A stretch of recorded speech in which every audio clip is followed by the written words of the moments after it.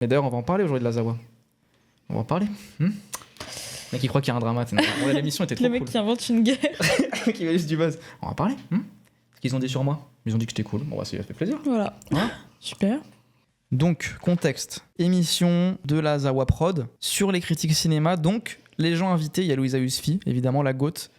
Écrivaine, essayiste, qui fait aussi de la critique avec Burdo sur Parole d'honneur. Trop stylé. Et il y a aussi Raz, Wissam, vous connaissez. Et du coup, il y a Adrien Denouette. Mais du coup, là où c'est rigolo, c'est qu'il y a beaucoup de commentaires un peu de gens déçus parce que bon, il y a Adrien Denouette, je peux comprendre. Hein, moi aussi, je suis pas le plus grand fan de. Je suis pas d'accord avec lui sur beaucoup de choses, quoi. Mais Bozan, c'est le mec à droite, du coup, le mec avec la barbe et la casquette. Ce que vous ne savez pas, c'est que c'est le troll of all time, en fait. Bozan, c'était un ex-producteur de Dava. Donc ceux qui savent pas, Dava, les gouttes de l'humour. Et en gros, il a un podcast avec Sacha Béard de Dava où en gros ils font genre ils sont journalistes et pas du tout en fait. Peut-être que je me trompe et du coup mais il n'est pas du tout journaliste à première. C'est pas le genre de profil qu'on a journaliste à première, je vous le dis. Du coup, il est vraiment en full troll. Bon, des fois il dit des choses un peu parce qu'il a quand même envie de participer au débat, mais oui, la plupart. Sa première intervention, il est en mode souvent tout le monde donne son mauvais avis. Enfin, il se fout de la gueule des droitards. Vraiment, c'est un troll, Bozan.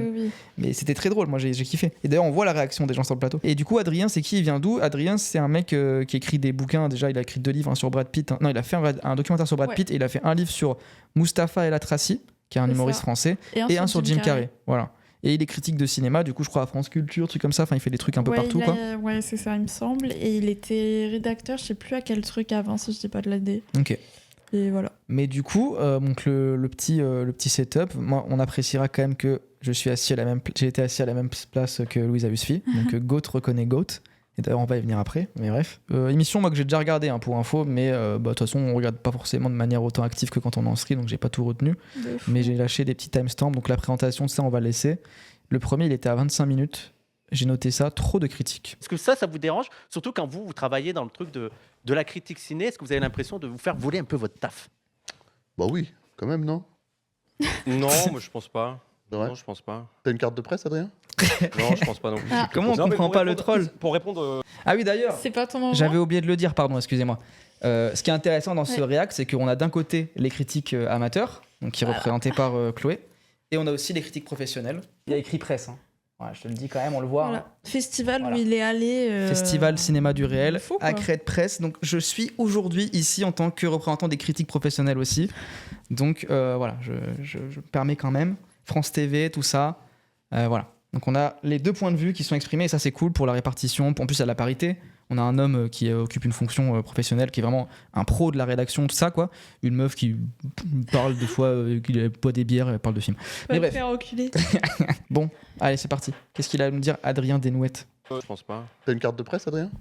Non, je pense pas non plus. C'est peut-être pour ça. Non, mais pour répondre très, je trouve que c'est bon signe en fait. Enfin, c'est à la fois bon signe pour l'amour du cinéma et pas très bon signe pour le cinéma, parce que qu'on ait à ce point une espèce d'inflation de la critique ciné depuis que tout le monde en fait sur les réseaux, sur TikTok, sur partout, sur toutes les plateformes, ça montre bien que tout le monde a envie d'en parler. Ouais. Tout le monde a envie de rentrer dans ce débat-là, dans ce game-là, et c'est ce que tu appelles la démocratisation. Bah, moi, c'est ce que j'ai pas du tout envie de juger négativement. Je trouve ça très bien en fait, que la critique ciné sorte de cette espèce d'orthodoxie très bourgeoise. Mais là où ça va être intéressant, c'est que du coup, ce qui est cool, c'est comme comme tout le monde a toujours parlé de cinéma sur Internet, du coup, ça a été aussi soumis à l'évolution des formes de contenu sur Internet. Donc, on va pouvoir voir l'évolution des blogs. Bon, ça, moi, j'étais pas né, hein, fin 2000, enfin, j'étais tout petit, quoi. Into YouTube, on va dire, vraiment quand je suis né, quoi, avec toute la génération Durandal, Fossoyeur, In the Panda, dont on peut regarder la bande-annonce du film, après, si vous voulez. Mon Dieu. Quel enfer. Donc, il y a ça. Et après, TikTok a amené d'autres choses, je trouve. Alors, après, qu'est-ce qui est venu en premier pour parler de la culture? Est-ce que c'est les vidéos courtes à la TikTok, Insta, ou est-ce que c'est les streams? Moi, je dirais que c'est quand même les vidéos courtes, parce que les streams, beaucoup de gens sont venus en 2020, tu sais. Il y a une sorte avec le Covid, le confinement, beaucoup de gens se sont mis à streamer et peu de gens sont restés parce que ils ont compris que c'était très dur, quoi. Du coup, je pense qu'il y a aussi un truc sur le temps, mais qui est intéressant, quoi, parce que chaque chose apporte. Je suis en train déjà de débattre alors qu'on n'a pas commencé, mais chaque forme apporte vraiment ses bienfaits et ses méfaits aussi, quoi. Mais du coup, les deux, en vrai, c'est quoi les 2 plus grosses têtes de YouTube à l'époque cinéma? C'était Durandal et In the Panda, en vrai, tu vois, et qui étaient tous les 2 sur un format facecam, avis à chaud, qui était même pas forcément de la critique, même s'ils appelaient ça de la critique, de je sors de la salle de cinéma hier ou avant-hier ou là cet après-midi et je parle du film que j'ai vu et j'en fais une vidéo de 15-20 minutes à l'époque, c'était ça. Des fois quand même en lisant des notes, c'est là qu'on viendra, ils en parleront dans l'émission.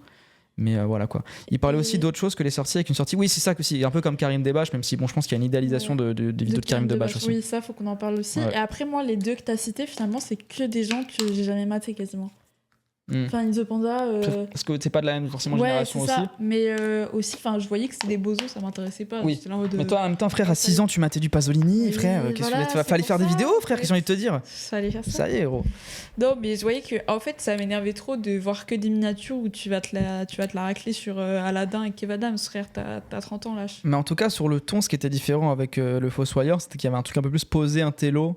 Ouais. Là où In the Panda Durandal était un peu truc franc-parler, ton pote te raconte le film, quoi. Et d'ailleurs, c'est là, Oui, In c'est the vrai. Panda, c'est comme ça qu'il a fait son truc vraiment de.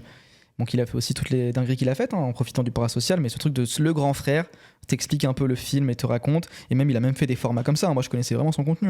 Il avait fait un format un peu en 4 minutes où c'est en mode mise en scène en soirée, je te raconte le film. Donc, c'est vraiment cette, Ok. cette optique de je vais te raconter le film comme si on était en soirée, ce qui est super. Et c'est aussi un peu ça, je pense, le stream.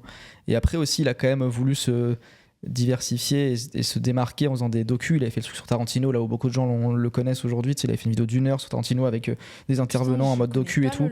Un truc sur les USA et tout. Enfin bref, il avait quand même cette volonté vraiment lui d'aller plus dans un truc pro et tout.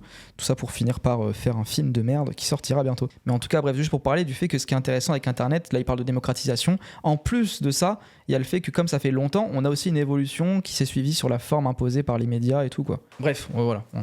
Que des très très on jeunes regarde. sur Letterboxd, que des très très jeunes partout osent donner leur avis. Je trouve ça très sain.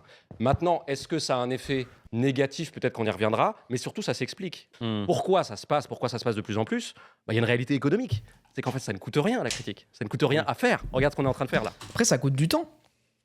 Tu vois ce que je veux dire? Quand t'es un prolétaire, ça coûte du temps et c'est aussi pour ça que peu de gens, je sais pas sa condition sociale, j'en sais rien. En tout cas, je sais qu'il vit de la critique un peu quoi. Et des livres, je crois qu'il est prof à côté, bref. Mais en tout cas, pourquoi peu de gens, il y a plein d'autres raisons, il y a tout l'habitude sociale et tout, mais pourquoi peu de gens se posent 1 heure de leur soirée pour écrire sur des films? C'est parce que ça coûte du temps et que le temps quand t'es prolétaire, il est rare quoi. Mais Il faut le surtout rendre même productif. De quoi, entre regarder guillemets. des films au point que ça germe en toi, l'envie d'en faire une profession, c'est qu'il faut quand même avoir pas que de la déterre, mais en fait le temps de pouvoir se dire ça aussi. Donc oui, ça coûte rien d'écrire sur un site où tu seras pas lu, mais en soi, ça coûte du temps, ça coûte de l'énergie. C'est ça. Puis c'est Et pas- surtout, c'est un truc antiproductif. C'est ça qui est intéressant. Et c'est ça qui est oui. génial aussi. C'est que c'est antiproductif. La critique, on pourrait dire, ça ne sert à rien. Et c'est pour ça que il faut défendre. Moi, il y a un TikTok que j'ai sorti là, avant-hier, je crois, sur Intouchable, qui datait de l'émission Ouais. qu'on a fait avec Lazawa, où j'étais pas d'accord avec Raz et Cassandre, parce que je trouve que le film a vraiment un point de vue fascisant, le truc de les prolos ne peuvent pas s'assimiler à l'art, ne peuvent pas comprendre l'art, et devraient s'en satisfaire, en fait. Bah non. Parce que c'est justement sur ces affects-là de médiocrité et d'anti-intellectualisme que l'extrême droite va se baser pour derrière après interdire des trucs et réduire de plus en plus la liberté d'expression et la liberté de Bien création. sûr. Quoi. Donc voilà quoi. Faut pas. Vraiment, je pense qu'il faut pas non plus que rejeter la culture entre guillemets légitime, parce que le cinéma est beaucoup plus de la culture légitime que le rap ou que les mangas, mais il faut se l'approprier. Bah Voilà. oui. Elle nous appartient aussi, et du coup, c'est le truc de Pasolini là où il disait, tu connais mieux que moi, mais tu sais la citation là où il dit, je sais plus ce qu'il disait, mais en gros, le théâtre médiocre est pour les 3 théâtres. Il dit le théâtre trois médiocre est théâtres, pour la ouais. bourgeoisie, le bon théâtre est pour je sais plus qui, du coup je mets la classe moyenne, et le très bon théâtre est pour la classe prolétaire, il ne peut être compris que par lui. Enfin, je sais plus ce que c'était exactement, mais bref, Bah peut-être vous me oui, corrigez si vous avez la Pasolini, citation. c'est- Mais voilà quoi, en fait, il faut pas être en rejet du cinéma d'auteur, du cinéma intello, même de l'art moderne, de l'art abstrait, toutes ces choses-là Ouais. qui sont évidemment prisées par la bourgeoisie, mais voilà quoi. Est-ce que tu nous payes 500 balles? Non. Non. Et c'est d'ailleurs pour ça que j'ai failli refuser. Moi j'ai touché 1600 € pour mon émission avec Lazawa, je tiens à le Ouais. dire quand même. Donc peut-être qu'il s'est fait un peu baiser Adrien de mettre là-dedans. Oui, Sam. Vous avez payé une canette. Non mais ça coûte rien de faire de la critique. C'est pour ça que ça pullule les podcasts de critique. C'est pour ça que on peut en faire des parodiques, on peut en faire de toutes les sortes, on peut en faire des binômes, des trinômes. Et en fait, ce que ça prouve, c'est qu'il y a un vrai désir de parler de cinéma. Et je te rejoins là-dessus. Ça prouve que le cinéma est encore vivant. Ouais. Maintenant, l'effet un peu C'est là qu'il a une tête trompe-l'œil, bizarre. c'est que le cinéma moi, justifie je suis le pas cinéma d'accord qui se avec produit lui. aujourd'hui. Américain, français, asiatique, j'enlève l'Asie, qui est hyper vivant. Mais le cinéma occidental qui se produit aujourd'hui, est-il à la hauteur de ce désir de critique et de commentaires? Moi, je ne crois pas. On a Mais moi je le trouve fou allié là. Je suis désolé. Mais on a franchement, peut-être je suis un bandeur, peut-être que j'ai pas assez de connaissances, mais je trouve que là, rien qu'en France, parlons vraiment de chez nous, parce que Ouais. merde, on est chez nous. Quoi. Non, je rigole. Non, mais rien qu'en France, la vague qu'on a actuellement de nouveaux cinéastes, on verra sur le long terme, évidemment, culture de l'instant, blablabla. mais c'est peut-être du niveau de créativité et de génie que la nouvelle vague. Genre, je suis désolé. Oui, bah Keshish évidemment, mais j'avais pas envie de commencer par lui, connard. Mais Keshish qui a fait On va un quand film même le en 10 reprocher. ans après aussi. Oui, non, bien sûr. Non, mais après, ils seront toujours menacés, ces gens-là qui veulent Oui. s'inscrire à contre-courant contre Bien sûr, l'hégémonie. Mais Mais pas que lui. là, il parle de trucs de ces 5 dernières Oui, années après. C'est pour ça que je veux Mais parler de ça. on a aussi. quand même Rabat Merzaimesh, on a Sophie Mais Le bien Tourneur, sûr, Justine bien Trier. Bon, on sûr. verra ce qu'elle va devenir avec le succès. On a, bon, c'est à moitié français parce qu'il fait des films en français, mais Albert Serra, enfin, tu sais, on a quand même Bien sûr. des cinéastes qui. Non, mais il y a Ça va rester. Et même Guiraudy, évidemment, bien sûr. Enfin, exceptionnel. depuis, moi, je trouve justement, peut-être que parce que là, il va dire, bon, on va laisser finir, mais je crois qu'il dit après le Covid, en gros. Mais moi, je trouve que depuis 2019-2020, il y a vraiment. Après, je suis pas un historien du cinéma, j'ai pas lu autant de critiques que lui, peut-être que je me trompe, mais mon ressenti vraiment en ayant vu des films, la bande à Fifi, évidemment, la petite famille, non, en ayant vu des films. À peu près de toutes les époques, on quand même plus les films récents et plus des films français. C'est peut-être là du coup que j'ai plus de spécialités. On a Quentin Dupieux évidemment. Non, mais voilà.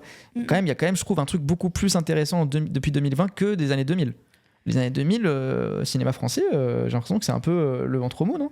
C'est un peu le moment où t'as la fin de Blier, t'as des Desplechin, tu vois. Après, il y a eu des réals de fou. Mais Bien sûr. en fait, vu que j'y ai pas. En fait, il y a aussi le truc de. On voit ce qui sort en salle, on peut les voir actuellement. Donc je pense qu'on peut se situer aussi par rapport à ce qui sort Exactement. maintenant. Alors que dans les années 2000, Du tu vas monde. retenir des trucs, mais on n'aura pas été là pour le voir aussi. En Je pense fait- que l'expérience, elle joue. Et aussi, moi, ce que j'aime pas dans son avis, c'est qu'il va dire oui, il n'y a pas d'assez bons films par rapport à ce que tout le monde veut dire. Mais si 15 mecs ou 15 meufs sont archi basés en termes de critique, ils vont parler de peut-être du même film, et ce sera quand même exceptionnel. Genre, tu vois ce que je veux dire? Je veux dire, le fait qu'il y ait beaucoup de critiques n'épuise pas les bonnes choses qu'on va dire dessus. Ouais. Si le film est pertinent et que les auteurs sont pertinents Voilà, aussi. c'est ça que je voulais dire, Terragno. Du coup, t'as pas le même rapport au cinéma de 2000. Mais déjà moi, mais même les gens en Oui. 2000 n'avaient pas le même rapport au cinéma qu'aujourd'hui. Pourquoi est-ce que aussi je pense qu'Internet joue vraiment quelque chose de bien et le téléchargement illégal, enfin la démocratisation joue vraiment là-dedans. Bon, malheureusement, parce qu'on aimerait que les gens aillent voir en salle ces films-là, mais voilà. Mais c'est que des films qui seraient passés à travers parce que les gens allaient pas trop au cinéma. Là, grâce à l'aspect communauté, l'aspect letterboxd, l'aspect influenceur, on va y venir aussi, l'aspect critique et tout, peuvent revivre parce qu'on va les recommander, quoi. Salut Maxime, ça va? Du coup, il y a ça aussi. Je pense que depuis les Internet, il y a quand même un truc où maintenant on peut réussir à trouver les petites pépites et voilà. Ah, je me disais, c'était mon casque qui avait un problème, j'avais que d'une oreille, mais bref. Ok.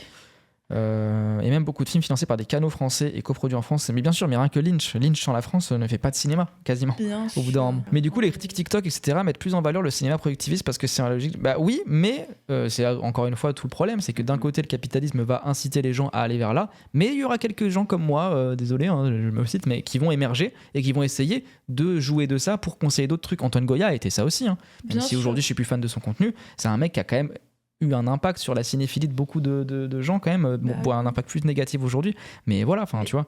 En fait, du moment que ça a amené des gens à voir du Dumont, du Keshish, même des fois ils parlent de cinéma chinois et tout, c'est intéressant. Et en vrai, moi je suis là en mode du moment que ça a amené des gens à voir ça, ça les amène à voir plein d'autres trucs, si c'est des gens curieux, bah c'est ça. quand même intéressant. Genre même si c'est pas le gars que je trouve Parce le plus que- pertinent du monde, c'est cool. Genre. Que conseiller In the Panda à l'époque, quoi?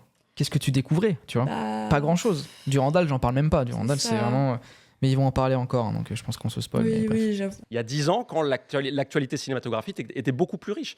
Depuis le Covid, il y a quand même une chute incroyable et effroyable du niveau du cinéma. Ah ouais Pas d'accord. oui. mais Ouais, je suis pas d'accord non plus. les grands chefs-d'œuvre actuels du siècle, ils sont sortis après 2020. Hein, genre les Pacifiction, les Memoria de Pichapong, ça date de quand? 2021, voilà, Ah ouais, 2021. Bon, après, c'est moi qui suce, mais Désordre de Cyril Chaublin. Enfin, désolé. Et après, je pourrais t'en sortir. Zone of Interest, quel plein film de fou. d'avant, Oui, aussi, qui mais sont oui, des voilà. dingueries, Mais tu tout ça pour vois, dire qu'il n'y a genre. pas moins à manger comme Non, il mais dit. oui, il n'y a Tu pas vois une exclusivité d'avant le Covid. Ça, je suis C'est pas ça. du tout d'accord. Et je trouve qu'il y a des putains de réals qui sont tellement bien installés, qui font tellement des belles choses. Mais on a eu des années de fou en vrai ces dernières années, Ouais. ce qui est sorti.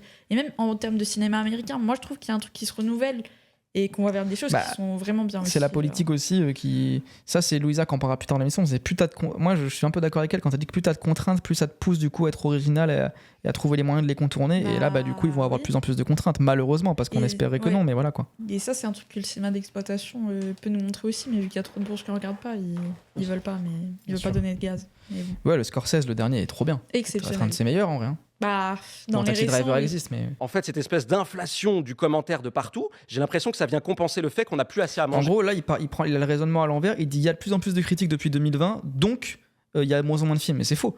Ça n'a aucune corrélation. Certes, il y a plus de critiques depuis 2001 parce que, comme je t'ai dit, beaucoup de gens sont mis à faire. En fait, beaucoup de gens ont découvert ce que c'était de n'avoir que comme seul mode de communication les réseaux. Nous, les nerds, je peux être sur un chat Twitch, évidemment, on connaît ça depuis longtemps, mais t'as des gens, les trucs un peu normies, les Yes Life, on s'en rappelle d'ailleurs, beaucoup de gens étaient dépressifs au moment du Covid. Hein. Je ne peux pas sortir.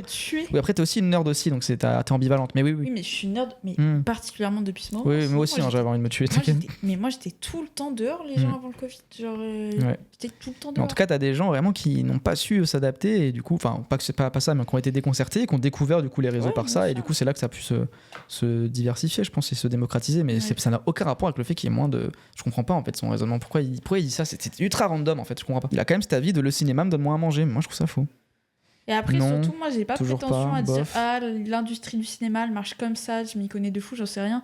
Mais en fait, je trouve que en termes de qualité, les gens se branlent en disant qu'il y a du moins bon cinéma depuis le Covid, mais j'ai pas d'avis précis à vous sortir des stats parce que je trouve de l'herbe dans ma vie. Et c'est un peu la take un peu random de dire il y a plus de films nuls aujourd'hui parce que, comme tu as dit, le fait qu'ils sortent actuellement, on voit toutes les sorties de merde.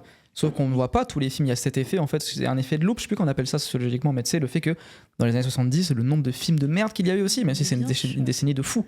Mais voilà, en fait, il y a toujours des films de fous, des films pas bien. Et aussi, le nombre de cinémas qui passaient des merdes, mais vu que c'était des cinémas de certains endroits, surtout aux États-Unis, où ça a passé des films qui ne passaient pas ailleurs que dans des petits cinémas de centre-ville, mais que des pauvres Renois qui y allaient et que personne ne connaît ces films-là. Genre, c'est une réalité économique des States qu'on connaît trop mal, mais c'est précis aussi. Après, là où, pas pour lui donner raison, mais où ça pourrait être intéressant, c'est que par contre, là où ça devient dangereux en termes de politique, c'est que, encore une fois, à cause du Covid, donc démocratisation encore plus des écrans, et c'est là où Netflix a encore plus poussé une offensive pour s'accaparer le foyer, et du coup... quand des entreprises aussi riches, aussi fortes ont de la mainmise sur le contenu qu'ils créent, ça impose des formes. Et comme vous le savez, par exemple, il y a des trucs sur Netflix où on déconseille très fortement aux réalisateurs de films Netflix de faire des plans larges parce qu'on est en mode attends quand même, on va peut-être le voir sur téléphone, on va rien voir. On conseille de voir tout le temps discuter, tout le temps parler, expliquer ce qui se passe à l'écran au cas où on fait autre chose en même temps. Bon, c'était un truc qui existait déjà avec les téléfilms, mais il y avait quand même, j'ai l'impression peut-être que je suis con, où c'était moins une hégémonie les téléfilms à l'époque que Netflix l'est aujourd'hui sur le cinéma, quoi. Tu dis trop de critiques ciné, mais il y a une réponse dans ta question. Trop, donc peut-être pas assez de bon. Parce que qu'est-ce qu'on attend de la bonne critique? On y répondait tout à l'heure avec Louisa. Moi, j'attends deux choses essentielles en gros. C'est qu'il aille me dénicher des trucs que j'aurais pas vus s'il m'avait pas recommandé ça. Ça, c'est vrai, du coup, c'est ce qui était dit dans le chat avant que je parte, de ce truc de le film sort, il faut absolument que j'apporte mon commentaire. Mais ça, c'est un truc global. Et moi, je trouve que ça s'inscrit pas que dans le cinéma, et je critique ça aussi. Merde, déjà, il y a encore, on voit que j'ai pas fait mon nœud de mon pantalon, mais c'est pas grave. Mais il y a un truc, même dans la politique, un peu. Et après, je comprends, parce qu'il y a un truc un peu où il y a une recherche de commentaires, recherche d'analyse, et en vrai, la Zawa marche beaucoup là-dessus, et c'est trop bien. Hein. Mais des fois. Moi, après, c'est peut-être mes réflexions de boomer anti-internet. Je me dis, putain, à quoi bon, quoi. Moi, je fais des streams là depuis bientôt un an, mais bon, régulièrement depuis le mois de septembre, on va dire, et très régulièrement depuis un mois et demi. Je refuse de m'inscrire dans l'actualité, même si je sais que ce serait plus simple, même si je sais que j'aurais forcément du contenu, en fait, parce que t'as juste à répondre à ce qui se passe, voir c'est quoi les sorties, mais je m'en fous, en fait. Quand l'actualité m'intéresse, j'en parle. Notamment, ça, c'est de l'actualité, hein. Enfin, même si la critique ciné, c'est un sujet un peu intemporel, mais quand ça m'intéresse, j'en parle, mais sinon, j'en ai rien à foutre, en fait. Et je trouve ça... C'est nocif, quoi, ce truc il faut absolument que je parle. Il faut absolument que Internet ait mon avis sur ce sujet-là. Surtout quand mon avis de 1 est nul. Mais bon, après ça, je deviens un élitiste de merde. Mais surtout qu'en plus, quand le sujet de base est pas intéressant. Qu'est-ce qu'on en a à foutre de ton avis sur Super Mario Bros? Tu vois, moi, je trouve ça... C'est quand même fou, désolé, hein, mais je trouve ça dommage de perdre du temps à parler de Super Mario Bros. Ou à la limite, il faudra en parler comme un phénomène culturel et montrer les mécanismes derrière qui font que pourquoi il y a une licence Mario Bros, qu'est-ce que ça veut dire. Voilà, tu vois. Et ça, à la limite, ça peut être fait, tu vois. Mais parler vraiment que du film, bon... Et aussi, je pense qu'il faut qu'on s'ancre dans un truc un peu généalogique dans l'art, en général. Genre, et le cinéma particulièrement, dans le sens où, en fait, en quoi c'est pas d'actualité de parler des fois de cinéma de Piala, ce qu'il fait, Adrien Desnouettes, d'ailleurs. Moi, je trouve ça intéressant. Enfin, je sais pas comment il en parle. Mais en fait, je vois pas en quoi c'est pas d'actualité. Et surtout, comprendre que Enfin, tu vois, genre, Sophie Le Tourneur, moi, je trouve que c'est un exemple parfait avec ses titres de films, en fait. C'est qu'elle s'ancre dans dans un retour au cinéma italien, à des trucs archi précis qui sont hyper intéressants. Et moi, franchement, je trouve qu'il faut qu'on ait ces visions-là aussi, de voir des trucs qui existaient avant et dépendre que de l'actualité. Ça nous empêche de penser le cinéma comme des interdépendances aussi de genre, quoi. T'entends ton retour? Ouais, moi j'entends. Parce que tu sais, quand tu fais comme ça, on t'entend plus. Ah oui, merde. T'inquiète. Mais ça, tu dis ça des points de vue des réalisateurs, et moi je trouve aussi, et là c'est là que notre responsabilité elle est, parce que quand t'es critique sur internet, quand tu fais de la vidéo sur internet, c'est toi qui es responsable de ton contenu, même si oui, il y a toujours les algos, blablabla. En tout cas, moi je considère qu'il y a, évidemment les algos sont plus forts que nous, mais on a quand même parfois des petites brèches, on a parfois des responsabilités à essayer de trouver les moyens pour essayer de recommander des trucs. Moi quand j'avais fait ma vidéo la plus vue sur Insta qui a 800 000 vues, c'est sur Afrique 50. C'est un documentaire totalement personne ne le connaît à part les gens qui se connaissent en politique là-dedans, qui est le premier film anticolonialiste français, et ça fait 800 000 vues, donc c'est pas une excuse, tu vois. J'aurais fait sur Mario, je pense ça m'aurait pas plu parce que j'aurais pas pris du plaisir à le faire. Mais par exemple, je sais pas, bientôt je vais parler de Kiarostami parce que déjà je suis en train de les faire, et puis en plus je peux me servir du fait qu'il y a l'actualité en Iran. D'ailleurs j'espère que Trump est en train de mentir et que c'est pas vrai, c'est ça. Mais du coup voilà, on peut aussi se servir de ça en plus pour en parler politiquement, parce que je vais parler aussi de ce qui se passe en Iran évidemment, mais en tout cas c'est à nous d'avoir la responsabilité de trouver les moyens. Enfin je veux dire, désolé quoi, enfin il suffit pas de lire qu'est-ce qui sort aujourd'hui et j'en parle. Des fois c'est à nous de comprendre qu'on a une responsabilité. Si vraiment on aime le cinéma, on aime la culture et on considère que ça peut permettre déjà aux gens d'améliorer leur vie déjà d'un point de vue de pouvoir penser à autre chose, mais pas que un divertissement, mais aussi de pouvoir s'émanciper de certaines choses, et du coup c'est notre responsabilité de pouvoir leur recommander d'autres choses et en parler comme on veut quoi. Mais après je suis d'accord avec lui sur Stark là un peu. Sur lui là. Ouais, ce qu'il dit, le rôle d'un critique. Oh oui, non mais là du coup on est totalement d'accord. Et du coup c'est ce dont je parle. Et je le trouve vraiment pertinent là-dessus. C'est ce dont je parle. Il faut réussir à parler déjà d'autres choses que ce qui est mis en avant. En fait, arrêtez de parler de ce qui sort en masse, parce que dans tous les cas, vous inquiétez pas, ils ont un budget un budget marketing Universal et tout. Pourquoi vous faites gratuitement leurs agents? On en a rien à foutre. Arrêtez de faire leur pub en fait. Et surtout quand tu découvres que c'est vraiment des films de merde, t'es là en mode mais ces gens c'est des vendus aussi. Voilà. Moi je suis dans ce truc un peu en mode les gros vendus genre. Et deuxièmement, je suis d'accord avec Lisa, c'est quand un critique riche de sa passion pour le cinéma, Louisa pardon. Oui. Ouais, c'est quand un critique riche de sa passion pour le cinéma et de toute sa culture vient t'éclairer sur un film, vient te dire mais si c'est très bien. Et en fait, quelque part, il va l'aimer mieux que toi pour t'aider à l'aimer mieux. Ça, c'est vraiment très fort. C'est ce que fait la critique quand elle est très bonne. Et c'est très dur de faire ça. C'est presque un truc. Il a raison. C'est pour ça qu'autant de gens sont en mode tu suces Bégodeau, tu suces Goya, tu vois, parce qu'en vrai, oui. Enfin, genre, leur pensée quand je les lis, quand je les écoute, me nourrit comme n'importe qui. En fait, ce que j'y pense en ce moment et ça me fait rigoler, c'est que beaucoup de gens m'ont reproché de sucer Bégodeau, mais m'ont jamais reproché de sucer Wissam, alors que je dis les mêmes choses que lui en termes de décolonialisme. C'est bizarre, c'est que tout le temps les hommes blancs qui ont le savoir. C'est rigolo. Pourtant, Wissam, je dis vraiment des choses très très très similaires parce que moi, je me suis politisé. Ah mais bien sûr, moi je me suis politisé, j'ai aucune honte avec évidemment la Zawa, mais avec PDH en tant que mec rebeu. Tu vois, mais c'est rigolo quoi, il y a que Bégodeau et Goya. Qu'est-ce qu'ils ont en commun Mais en vrai, c'est juste que ça gagne plus. Ouais, peut-être. Ah oui, peut-être des profs aussi, ouais, c'est vrai. Faut sortir de la logique alors que Wissam il était AED comme moi, donc on n'est pas légitime. Ah ouais, putain, tu vois. Par contre, le rôle facile de la critique et que pourrait faire n'importe quel TikToker, c'est d'aller dénicher des trucs que les autres n'auraient pas vus. Voilà. Et dernièrement, il s'est passé un truc. Tout le monde s'est rué sur Marty Suprême, tout le monde s'est paluché là-dessus comme si c'était l'événement. Oui, c'est ça que je voulais dire à la base, c'est cool, ça rebondit là-dessus. C'est que moi, du coup, j'en ai parlé de Marty Suprême pour dire à quel point c'est de la merde, et puis en plus parce que j'ai quand même un rapport au Safdie et tout, et j'ai pu justement essayer d'établir un truc, quoi. Mais tu vois, genre, je me ferais pas. Même de mon point de vue à moi, de mec qui va pas forcément aimer ces films-là, et même, on va dire Sinners, on va dire tous les films de merde qui sortent toutes les semaines. Est-ce que ça serait vraiment intéressant que toutes les semaines je sorte une vidéo TikTok de 3 minutes en mode c'est nul parce qu'il y a ça, parce qu'il y a ça. De un, non, parce que c'est apporter que de la négativité, donc j'aime bien en avoir de temps en temps. Et de toute façon, Raz va en parler. Il y a quand même cette posture qui est imposée parce que t'es obligé quand même de faire le spectacle. Mais baser un contenu là-dessus, c'est insupportable. Déjà, tu deviens juste un aigri, quoi. Mais les gens, suffit que je critique une fois un film pour que je sois un aigri, donc quoi qu'il arrive, on est en rien.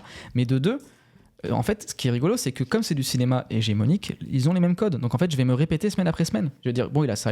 Bon, il y a de la musique trop con. Il y a tout le temps la musique qui vient appuyer l'émotion, tout le temps les plans. Enfin voilà, tu vois. Donc c'est la même chose tout le temps. Donc c'est pas intéressant. C'est des films qui ont les mêmes problèmes parce qu'ils sont régis par les mêmes pensées, où il n'y a pas vraiment d'auteur, pas de proposition. C'est chiant, tu répètes les mêmes trucs en boucle. Et surtout, à qui tu t'attaques, comme t'as dit, il n'y a pas d'auteur. En fait, donc ça sert à quoi? Il n'y a aucun dialogue. Bon, je pars pas du principe que quand je parle mal d'un film, d'un auteur, il va l'écouter, il va dire ah ouais, t'as raison. Mais là, en plus, tu t'attaques, t'es un mec qui parle à un mur en fait. Tu t'attaques à une industrie qui, dans tous les cas, va contre toi. Donc quel est l'intérêt? Ou alors tu le fais une fois ou deux, ou alors tu le fais continuellement, mais pour parler généralement, comme j'essaie de le faire, quoi. Et tu le fais en conseillant des films qui, à l'inverse, vont contre ça, quoi. Rabba Merzaimesh, voilà, je vous le conseille encore. Il y a une vidéo qui sort bientôt sur YouTube sur Terminal Sud. Le mec fait des films avec sa famille, avec ses potes, petites équipes réduites, mec de banlieue, il fait ses films, ils sont exceptionnels. C'est magnifique. Donc voilà quoi. Le souci, c'est que faire une vidéo intéressante, par exemple, avec des analyses de séquences sur un film peu vu, c'est prendre beaucoup de temps pour moins de chances de toucher le public qu'un avis lapidaire face caméra, ça me permet. Je suis totalement d'accord. Mais encore une fois, responsabilité des créateurs là-dedans. Désolé, je redeviens libéral là, mais en fait, moi, je me suis pas lancé pendant des années parce que je voyais les Clapman et tous les autres qui faisaient des trucs à chialer de on n'a pas le choix de faire des vidéos les mercredis à 18h, 3h après avoir vu le film parce que c'est l'algo. En fait, si personne l'avait fait, qu'est-ce qui se serait passé? Voilà. Et désolé, bon là je parle un peu trop vite parce que je suis pas encore à leur niveau, mais on verra dans quelques années où j'en serai en faisant pas la même chose qu'eux.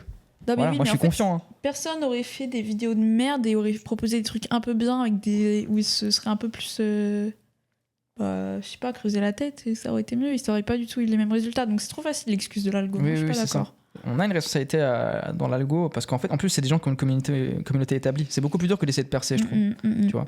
Moi, je sais que je pourrais percer plus facilement en faisant les trucs un peu classiques de critique, rage bait, regardez. Enfin, je dis pas ça par rapport à l'émission, mais genre je fais un rage bait sur. Un peu, hein. Oui, un peu, c'est vrai. Mais je fais un rage bait sur Mario, ça pue la merde, voilà pourquoi, blablabla. Et puis les jeux vidéo, c'est pas de l'art. Et puis je suis Antoine Goya. Bon, je pourrais percer plus facilement, mais en tout cas, déjà, je serais détesté encore plus. Bon, je suis déjà pas mal. Et puis surtout, quel plaisir j'aurais à faire ça. Moi, j'aime le cinéma. J'ai fait un TikTok récemment où j'essayais d'interroger le rapport à la salle de cinéma, où j'essayais un peu le déconstruire. En mode, moi, je trouve ça intéressant sans pour autant dire que c'est vrai ou pas. Et t'as un mec en plus qui est un fou du bus qui est vraiment dans mes commentaires depuis des mois, qui était en mode je viens de comprendre, tu n'aimes pas le cinéma en fait. Enfin, c'est de la folie de dire ça. Je ferais pas ça en fait. Mais le tiers de Mazo pour faire des vidéos qui font pas tant de vues, chez zéro tal sur Insta, si t'aimais pas le cinéma, frère, ça me ferait trop rire. Je m'emmerde à parler de Michel Franco alors que tout le monde s'en branle en France. Autant se tuer tout de suite. Hein. Si t'aimes pas le cinéma et que tu fais ça, bref. On va en parler de Marty Suprême, aucun problème. On va en parler. En vrai, le film est claqué au sol, vraiment. C'est une espèce de redite de son réalisateur depuis Uncut James, qui était son vrai chef-d'œuvre depuis qu'ils sont. Mais c'est là qu'il a tort. Il a totalement raison sur le fait que Uncut James, il y a un truc un peu de vouloir. Et son Smashing Machine et Marty Supreme, j'ai fait une vidéo là-dessus, mais ils fonctionnent de pair. Hein, vraiment, ça qui est rigolo. Mais les deux puent la merde et ont un truc de vouloir essayer de reproduire ce qui marchait avant. Mais du coup, par contre, moi, je trouve que le vrai chef-d'œuvre, c'est Good Time. J'en ai parlé aussi sur YouTube. Trop bien. Et Uncut James, du coup, ça me fait limite. En fait, ça me fait remettre en question pourquoi je l'aimais. Parce que je l'ai adoré, Uncut James, quand il est sorti et quand je l'ai revu. Mais maintenant. C'est ça qui est intéressant aussi avec le truc de la critique, c'est aussi prendre en compte la filmographie de quelqu'un, dans quoi elle s'inscrit, etc. En fait. Tu vois, des gens des fois me reprochent, je suis en mode mais pourquoi tu changes d'avis sur un film et tout, tu vois, genre Quentin et tout, mais en fait parce que c'est intéressant de voir l'humain qu'il y a derrière le film et du coup quand je le vois faire Marty Supreme, je me dis oula, attends, est-ce que t'as pas essayé de me baiser quand t'as fait Uncut James parce que il y avait quand même des trucs similaires que j'avais peut-être pas remarqué avant, mais maintenant je les remarque, tu vois. Je vois ce que tu veux dire. Bah écoute, normal, je suis génial. Donc, en fait, et sans forcément c'est quand même pas mauvais, hein. Devenir un hater de ce que t'as aimé, juste d'avoir un regard critique sur à quel moment il y a eu ces apparitions de choses qui m'ont pas plu dans leur cinéma. Mais c'est pas forcément pour devenir le hater originel de ces films-là. Mais voilà, après moi, c'est deux films que je n'ai pas vus parce que je m'en battais les couilles. Oui, bah, t'as raison. Mais après, non, mais il faudrait que je les vois quand même, tu vois. Mais bah, c'est intéressant aussi pour voir comment quand des auteurs se couchent, quoi. Qu'est-ce qui se passe quand des auteurs deviennent des Yes Life. Enfin, je trouve. Après, peut-être que je me trompe. Mais après, tu vois, c'est sorti au moment où je matais les dingueries de Mad Love in New York. Oui, oui, bah alors dans un film. Bah voilà, donc j'avais pas envie de m'infliger un truc où je sais que je vais pas aimer. Et d'ailleurs, si vous voulez voir un bon Safdie, regardez celui du coup du mec qui a fait Marty Supreme en plus, qui est The Pleasure of Being Robbed, qui est son premier film, je crois, qui est exceptionnel, qui est trop beau. Je trouve Smashing Machine quand même beaucoup moins problématique. Problématique, c'est-à-dire dans quel sens? Dans un sens moral ou c'est-à-dire? Ouais, parce que moi j'aime pas trop ce mot pour définir un film, la critique, tu vois. Bref, si vous cherchez des trucs purs moralement au cinéma. Ah, attends, je peux répondre. Oui, évidemment qu'il est masculin, Marty Supreme. Il est masculiniste, mais en fait. Mais Smashing Machine aussi.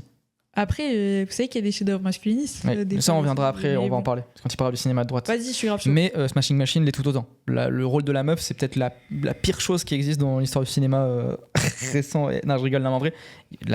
Emily Blunt, son personnage dans Smashing Machine, je peux pas dire qu'il est, je sais pas, si on parle du coup de féminisme, qu'il est valorisant, que c'est une bonne représentation, c'est n'importe quoi. C'est vraiment une catastrophe. Je crois pas que Marty Supreme, même si j'aime pas le film, reconduit absolument les codes hégémoniques, rien que le rapport à la matière, à la carnation de la peau et réfléchissation d'une vitalité, une poursuite un peu vaine et pas très réussie, mais je suis pas totalement d'accord. Parce que tu peux même voir ça dans des Dolan. Presque Dolan est vraiment le mec anticonformiste au monde, tu vois. Je t'ai donné cet exemple-là, parce que c'est celui qui me vient là, mais il y en a plein. Mais même en vrai, moi je trouve les Safdie sont vraiment des mecs très très forts pour faire de la publicité. C'est des mecs qui font beaucoup des coups de com'. Quand James est sorti, ils avaient fait cette campagne avec Netflix où ils ont pranké Adam Sandler en caméra cachée. Enfin, ils font toujours des trucs un peu pour sortir de ça. Donc ils savent très bien comment jouer avec ça. Et là, certes, ils vont mettre un petit peu encore leurs pattes. Mais leurs pattes, déjà, qu'est-ce que c'est leurs pattes en vrai, tu vois? Est-ce que c'est pas que du pastiche du nouvel Hollywood aussi, tu vois? Maintenant, je me mets carrément à remettre en question ça, tu vois. Et voilà, parce qu'en vrai, il y avait dans Good Time, moi ce que j'aimais c'était la composite sociale, parce qu'il y avait vraiment un truc de matière qui était présente. Là, il n'y a plus rien. Hein. Ouais, et puis surtout, c'est surtout dans la narration qu'il y a un gros souci, dans le rythme, dans ce qui est montré dans Marty Supreme. J'en ai déjà parlé, j'ai fait une vidéo qui est sortie il n'y a pas longtemps, si ça t'intéresse, où je vais dire 15 minutes. C'est too much en fait. C'est la course à qu'est-ce qui aura la péripétie la plus folle. C'est une catastrophe quoi. Alors que moi je trouve Good Time. Ce qui est trop bien, c'est qu'il y a vraiment des moments de suspens où le mec est bloqué. Genre, il est bloqué chez Lago, il est bloqué en termes de transport. Et c'est ces moments-là qui rendent le film hyper matrixant, scène d'action, en fait. C'est l'alternance de de galères où des fois t'as des galères et juste c'est le silence, c'est le vide, tu peux rien faire, t'es paralysé et c'est le pire. Mais au final, Good Time, ça réussit vraiment à retranscrire ça de fou. Genre. Bien sûr, parce que tout est ancré dans quelque chose. Là, c'est fou. Là, temporellement, c'est ultra intéressant le fait que ça se passe sur plusieurs heures et puis tout est ancré, tout est réel, quoi. Et regardez, si vous avez aimé Good Time, aimez Perdre, film belge de fou aussi. Film belge d'une meuf qui arrive une soirée de galère, mais très très drôle déjà, et voilà, je vous conseille.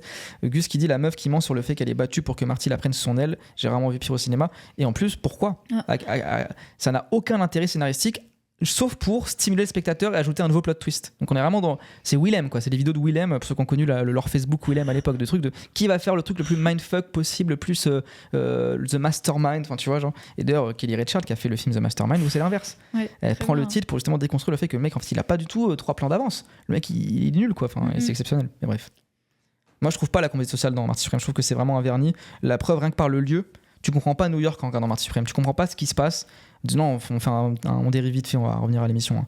Mais tu comprends pas combien de routes il se passe pour aller dans la campagne, là où il va perdre le chien. Tu comprends pas ce qui se passe, où est-ce qu'il habite et tout. Rien que ça, là, c'était les plus forts pour filmer New York actuellement, je trouve. Les Safdie, ils ont totalement perdu ça, quoi. Des films de fou, hein.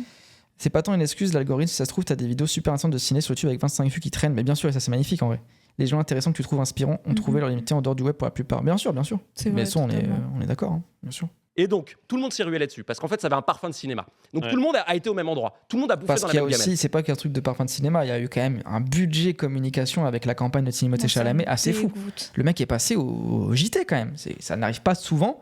Bon, il est pas que étranger, il est en France, il est français aussi, mais qu'un acteur quand même hollywoodien vienne pour dire mon film sort en fait. Et j'adore Saint-Étienne. Non mais oui, toutes les affiches de partout, la veste de merde, les influenceurs qui vont sucer le film, enfin bref, moi ça me rend ouf. Mais j'ai le livre de Nicolas Moreno qu'il faudrait que je lise, parce que lui je sais c'est un mec qui vraiment il kiffe les samedis, il a vraiment bossé le sujet, il m'a envoyé son bouquin, et en vrai je serais intéressé déjà de le lire, mais il faut que je trouve le temps peut-être pendant mes vacances, mais surtout de l'inviter, parce que moi je trouve qu'il y aurait un truc intéressant. Bon, il serait quand même plus maître du sujet que moi, mais moi je trouve qu'il se perd, et lui par contre il a vraiment aimé les 2 films, je crois. Mais je sais pas si. J'ai l'impression de dinguerie, même si je ne les ai pas. Bah après, peut-être qu'il a des raisons et tout. Hein. Ouais, il a kiffé Marty Suprême et Smashing Machine, je crois, il m'a dit. Hein. Mais moi, j'aime bien ce mec. Hein. Il parle bien de cinéma. Non, mais tout, hein. il est intéressant. Il kiffe Slur White, je suis heureuse, voilà. Le cœur du cinéma continue vraiment de battre, c'est-à-dire vraiment, je vois des gens qui font de la mise en scène, c'est l'Asie. Il y a que l'Asie. Pour moi, c'est ça. Le cinéma. Il ne voit pas que dans son pays, il y a une scène qui émerge, qui est folle. Ça me rend dingue.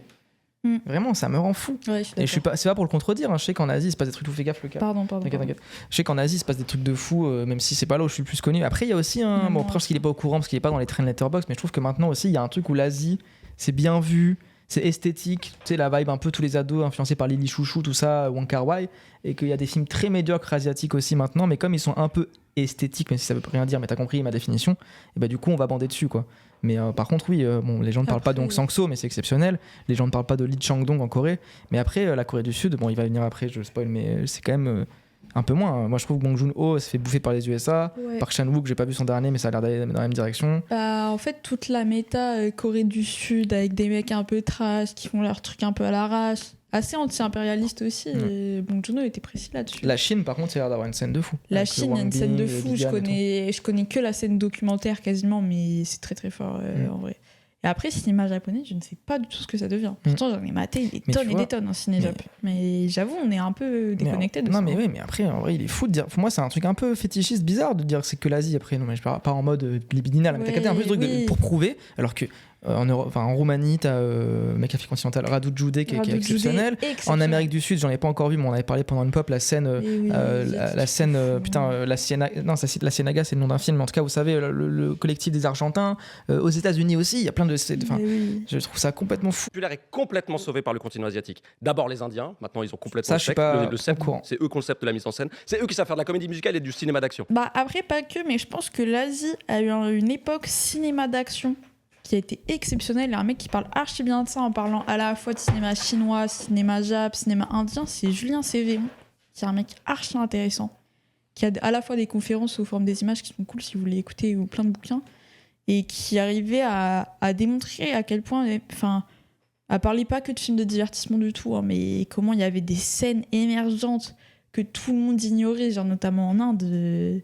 Il parle de films que j'ai même pas maté, c'est une honte, mais ce mec est archi intéressant, je vous conseille.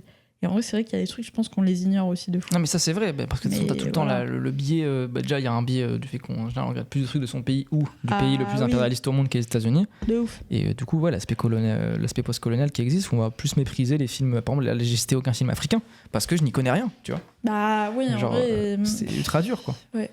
Mais, Et alors pourtant, il y a des trucs. ouais, bien sûr. Le Nollywood, c'est quand même.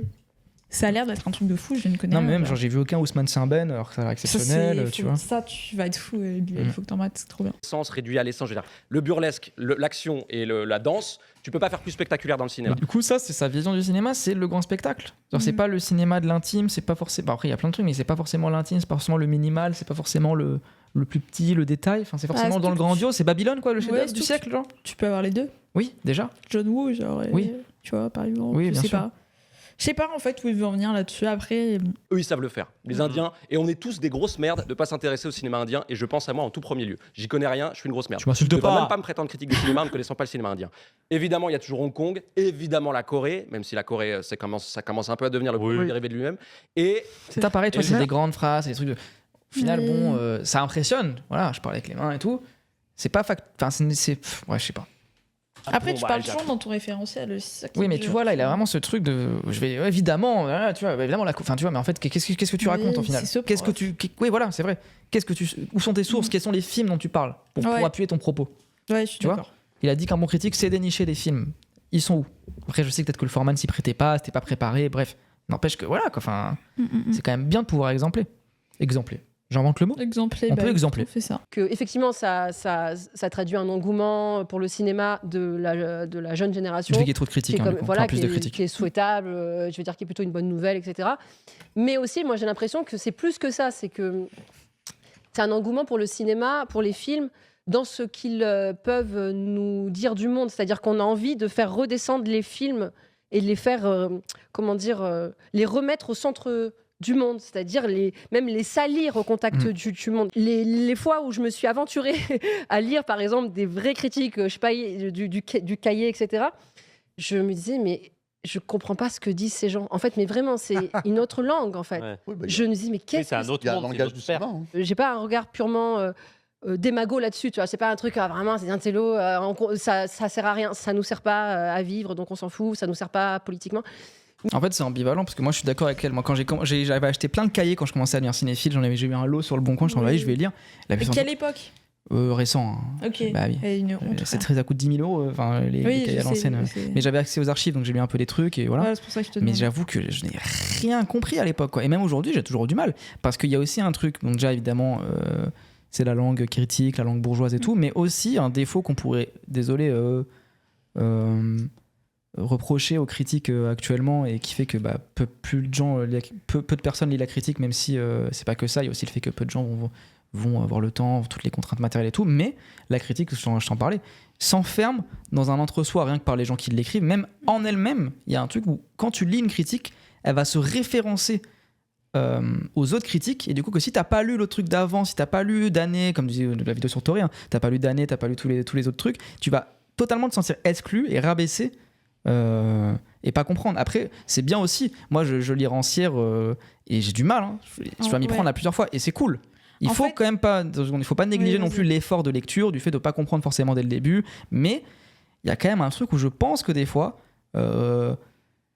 il faut pas s'adapter non plus à ça, mais en fait il faut s'adapter au vrai langage aussi, tu vois. Je suis désolé, genre le fait de trop se codifier et s'enfermer dans cette forme pas que écrite, parce que l'écrit c'est super, hein, mais dans cette forme de la critique traditionnelle et institutionnelle, fait que forcément tu vas perdre le peuple en fait. Et si tu perds le peuple, qu'est-ce que tu fais en fait avec l'art?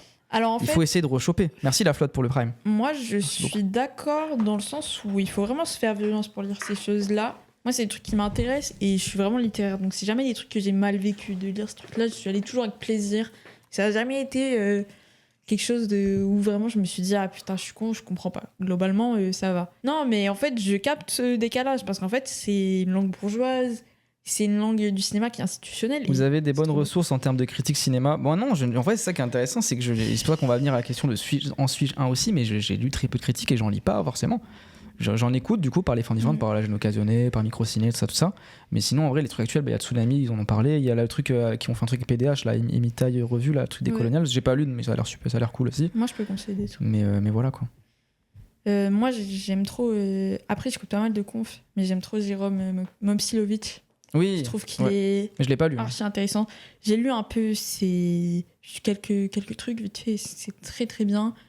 Après, moi, j'aime plutôt des trucs. Enfin, je connais plutôt des trucs un peu à l'ancienne. Sinon, Julien Sévéon, dont je parlais tout à l'heure, mais lui, il parle plutôt de cinéma d'exploitation, tout ça. Je sais pas si vous allez kiffer les petits bandeurs, les petits intellos.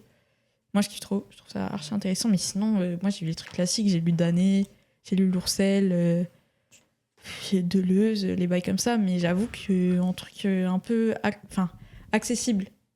Ça peut être accessible, si t'as envie de le lire, tu t'arriveras à le lire, mais un truc facile à lire, je sais pas trop. Et sinon, Bizarre 808. Oui. Quand même. Attends. Merde. Mais quand même, il y avait une tension comme ça, genre, mais attends, mais là, c'est trop perché, en fait, ça raconte pas du tout ce que moi, j'ai vu dans le film. Et j'ai l'impression que ce sentiment-là que j'ai, en fait, c'est un sentiment aussi de vouloir, comme on dit, repolitiser la critique, c'est-à-dire vraiment, même salir un peu les films, c'est-à-dire, oui, effectivement, que c'est des objets qui sont des écosystèmes en soi, que du coup c'est ça doit être respecté en tant que tel, ça doit pas être ramené directement, tu vois, à des enjeux qui sont ceux du monde, politique, etc. Mais en même temps, en fait, s'il y a quand même une tension à tenir, il faut les ressalir un peu, tout en justement en risquant. C'est pour ça que je dis désacraliser dans les. C'est ça, mais en fait, désacraliser dans le but aussi. En fait, cinéma populaire, ça veut plus tout et rien dire. Mais la meilleure manière de faire du bon cinéma populaire, de le ramener au peuple, c'est de sortir le cinéma de lui-même aussi en un sens. Et c'est pour ça que moi j'essaie d'avoir cette posture. Je la défends pas, hein, c'est des réflexions encore une fois, où je me dis, est-ce que la salle de cinéma actuellement est vraiment la solution ? Je ne sais pas, il faut la conserver évidemment, hein. C'est quelque chose qui doit rester, voilà. Surtout avec le fait que Netflix s'accapare le foyer. N'empêche que, comme c'est des contextes qui séparent le film et le cinéma de la vie, et ben en fait ça, comment dire, je sais plus où je voulais pour ma phrase, mais du coup ça ne...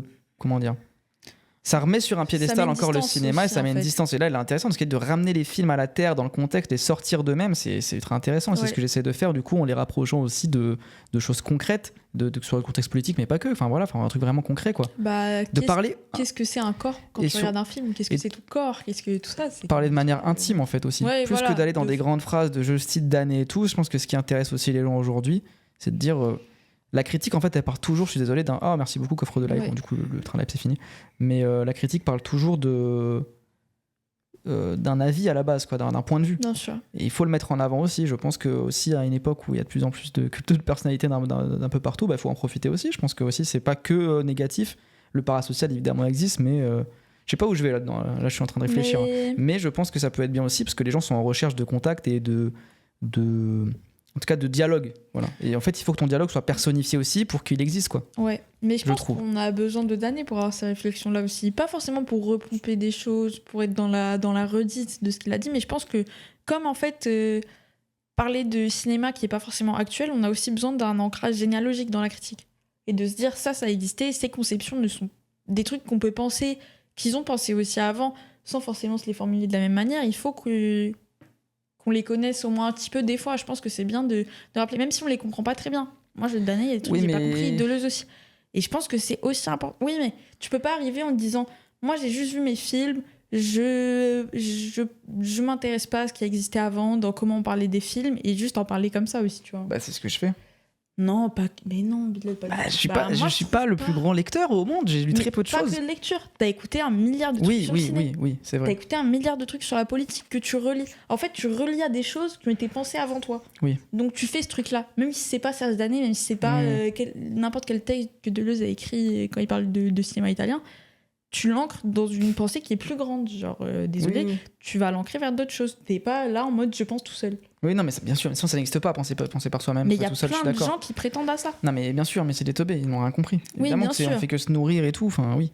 Mais bref. Tu parlais de la politique et de comment la nouvelle génération, ils habitaient beaucoup la critique sur la question politique. Je pense même que c'est la manière de parler politiquement du film qui fait clivage. Ça veut dire que je pense que tu as comme le même clivage au sein, par exemple, de la gauche, entre des gens qui ont un rapport très moral à la politique et d'autres qui ont un rapport un peu plus matériel ou enfin, ce que tu veux. Et ben le cinéma c'est pareil, c'est que tu as vraiment des gens qui... Mais pourquoi ? Parce que beaucoup de gens ont ce truc un peu idéaliste de le cinéma et l'art du coup serait un espace différent, totalement amoral, totalement enfin pas apolitique, mais en vrai des fois même Antoine Goya a cet éclat de faut que ce soit là, mais en fait malgré tout t'as tout le temps tes affects, t'as tout le temps toute ta manière de penser, ton rapport aux choses qui existent, et du coup comme il le dit, t'as des gens qui vont être totalement des idéalistes, des moralistes, des gauchos pipous, et qui du coup vont avoir ce rapport là qui va se passer au cinéma. De toute façon je sais à qui ils pensent, voilà.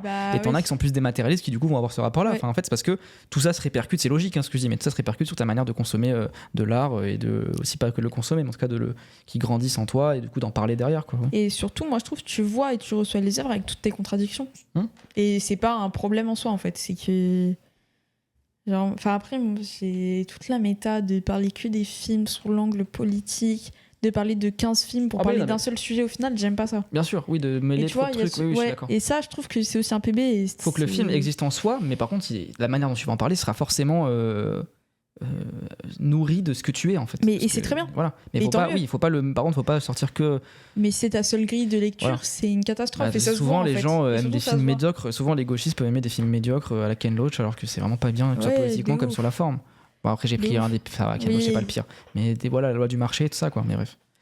Je fais des gauchistes intéressés. Oui, voilà, en fait, c'est ça. Voilà, t'as des gauchistes qui sont en mode si ce film ne parle pas d'une usine, il n'est pas politique. Donc en fait, je vais pas pouvoir m'intéresser. Alors déjà, n'importe quel film est politique. Et puis même si ça l'était pas, en fait, intéressez-vous à l'art, quoi. Merde, enfin putain. Mais dans tous les cas, c'est politique en plus. Donc c'est ça qui est pire, quoi. Par le prisme politique, en viennent à avoir un rapport très moral à l'art.